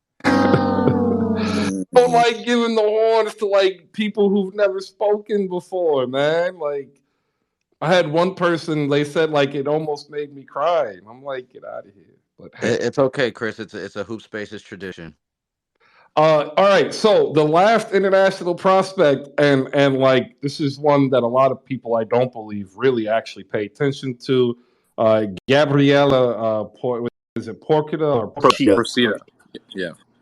Como, Italy, ladies and gentlemen, 6'7", $190. Next Italian Firkin Korkmaz is what somebody slid a note to me about. But what I found interesting is when I actually did see a couple of snippets. It's not a lot. I'm not going to lie. He did kind of look like a cross between like Evan Fournier and Evan Turner. Mm-hmm. What do we have? Because I was kind of surprised he stayed in after watching him. but he's on yours, Matt. I don't know. I need to check Evan. But drafting stash player. But like, is he going to make it to the league? Because I really think he probably could. I mean, he's a guy that I think he's a lot more athletic. I'd actually prefer him if I had to take a shot at somebody that I want to stash. He'd definitely be a guy I would target. He's athletic. He didn't get a ton of time for Bologna, but I mean, he's a very good-looking prospect. He's the type of guy that, you know, generally has some sort of ability to you know, do some things in the NBA. So yeah, I'm all for him. Again, not many people thought he was going to stay in this draft. I'm actually shocked myself, but apparently maybe he got a promise. I don't know what it could be. But yeah, I was shocked that I haven't heard anything, but I think he could go a little bit higher than maybe even where I have him. I have him, I think, late second. It wouldn't shock me if he starts moving up into that early second range, depending on, you know, who has the pick there. Yeah, I'm very interested to see where he lands because I do think he has a lot of value that's underutilized right now. Oh yeah, without a doubt. One of the best sneaky athletes. When you think about somebody who's fairly raw at just about everything, but shows crazy flashes of being able to get to the rim, being able to actually be the initiator on an offense with a lot of actually older guys, some NBA veterans on that team. I'm letting you know right now, if you bank on him being a Furkan I can't even say this guy's name, goddammit. Or even the Landry Shamans of the world, the Evan Turners, those kind of guys, give him a tier ahead of them, slightly, respectfully. In a year or two, especially overseas, has to fill out his body really skinny. I would even say he's probably 175. He's probably not even 190. So, you know, realistically, he probably did get a first round. I won't say first round promise, a second round promise. That's all he needed because, you know, he's ready to make some money. I have him 39 on my board, and I don't think he'll even be there. I think someone's going to take him early. A team that doesn't really need another veteran, team that doesn't need another rookie on the team that has a lot of picks. It could be the Spurs at 38. It could be another team. Minnesota has a lot of picks. And, yeah, he'll be a solid NBA veteran, at least a pick. Can't guarantee a second contract just quite yet, but he'll be a solid pick when he makes his way overseas. All right, well, let me give you my team that I think will draft him, and I think they'll draft him either at 37 or 49. Matt, do you know who that team is? The Sixers. The Sacramento Kings. Oh, that is such a Kings pick. Oh my God. Oh my God. That is what I'm calling, ladies and gentlemen, pick 37 or pick 49. I am calling it right now. The Kings will draft him. The Kings just need to go ahead and move back to Kansas City, man. I know everyone saw that Kansas City, the Kansas City Rain. That guy made a good graphic. Yeah, that was cool. Yeah, bring him back. They have no. You need to go to Seattle, bro. Why are we taking the Kings out of Sacramento? Like, they just built the new stadium, man. Like, wait, hold on. Let me ask you this, Chris. What's the first thing you think of when you think of Sacramento? The Kings. Actually. Exactly. It's bad. Exactly. We're talking basketball. Like, of course it is. And no, but like that shouldn't be the first thing that comes to a city. Like, I know. Well, the first thing is state capital. The second is Sonoma Valley. The third is the Kings. So, but I was just doing it for the laugh. Yeah. 1 o'clock. It went by so fast. It's been 3 hours, ladies and gentlemen, and it's time to say goodbye. That is amazing how fast it went, because we could probably still go on for maybe about another hour if we really wanted to get into individual player breakdowns that we haven't spoken about yet. And if you want to do that, we're here for that. All you have to do is tweet at us. All you have to do is tweet at the Draft Review or at Evan Townsend or even myself, and we will try our best to get you an answer between now and draft time. And I want to thank Evan Townsend and Matthew Maurer for being able to reschedule last week's episode to this week. And I hope that all of you enjoyed it. And if you have, please shoot them both a follow, check out their content, and help support Two Dope Basketball Minds. And be on the lookout for Matthew Maurer's book, possibly next year in the early part. Matt, what's the title? Do we have a locked-in title for it? We don't. Not yet. That's the hardest part. Yeah, I didn't want to give it like a dictionary title. the history of the NBA draft. Like I was like, I got to come up with something a little better, but Yeah, he can't use basketball reference because of the website. Oh, it's such a shame. All right, ladies and gentlemen, we got parting shots. We'll start off with Evan Townsend and Project Spurs. Evan, what are your parting shots? What are you looking forward to for the draft? What do you think might be something that just makes you throw your whole mock draft away between now and then? Man, well, the Spurs are definitely probably going to trade the number 9 pick if they can't find a way to move to get Keegan Murray. That'll shake things up. That'll maybe lead to, I don't want to say a superstar, but a fringe level guy maybe joining this team. John Collins, there's maybe some Pascal Siakam talk, maybe. I know that may sound crazy, but hey, they can't get a center.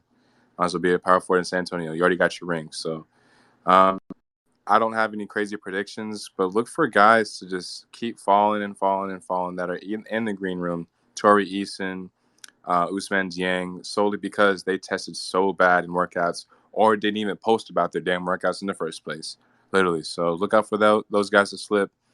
And the one stud that I'll say is going to be a superstar one day that nobody really knows about right now.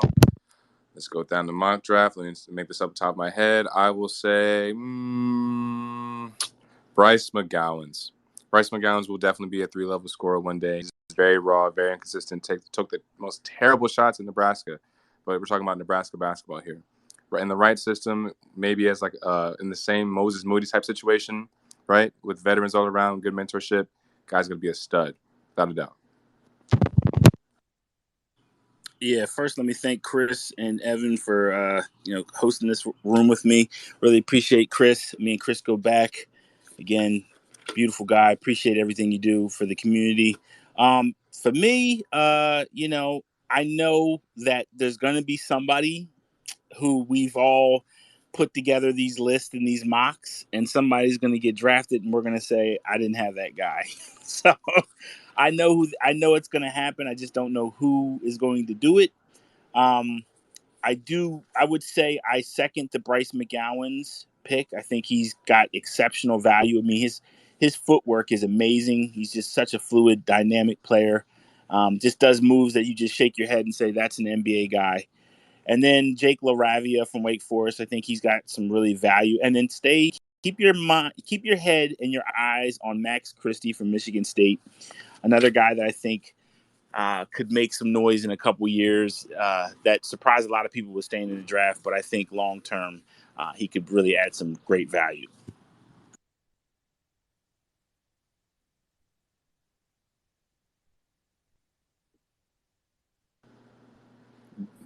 We can't make the own noise for Chris, right? The look, Chris, Yeah. where you at? Unfortunately, you can't. Shout out to Jay Ravia, what is it? Not North Central. Hold on, wait. It's Jake LaRavia. And just know, listen, hey, we're doing a Spurs stream on Thursday at the Spurs pick. I'm at 25. We will have a live rave thrown by me. Yes, sir. You heard it here first. I actually got to watch him in high school here 2 times. When I saw him, he said Wally Zerbiak. So there you go. Not a knock, by the way. Not a knock. The good Wally. Like the actual. The good Wally.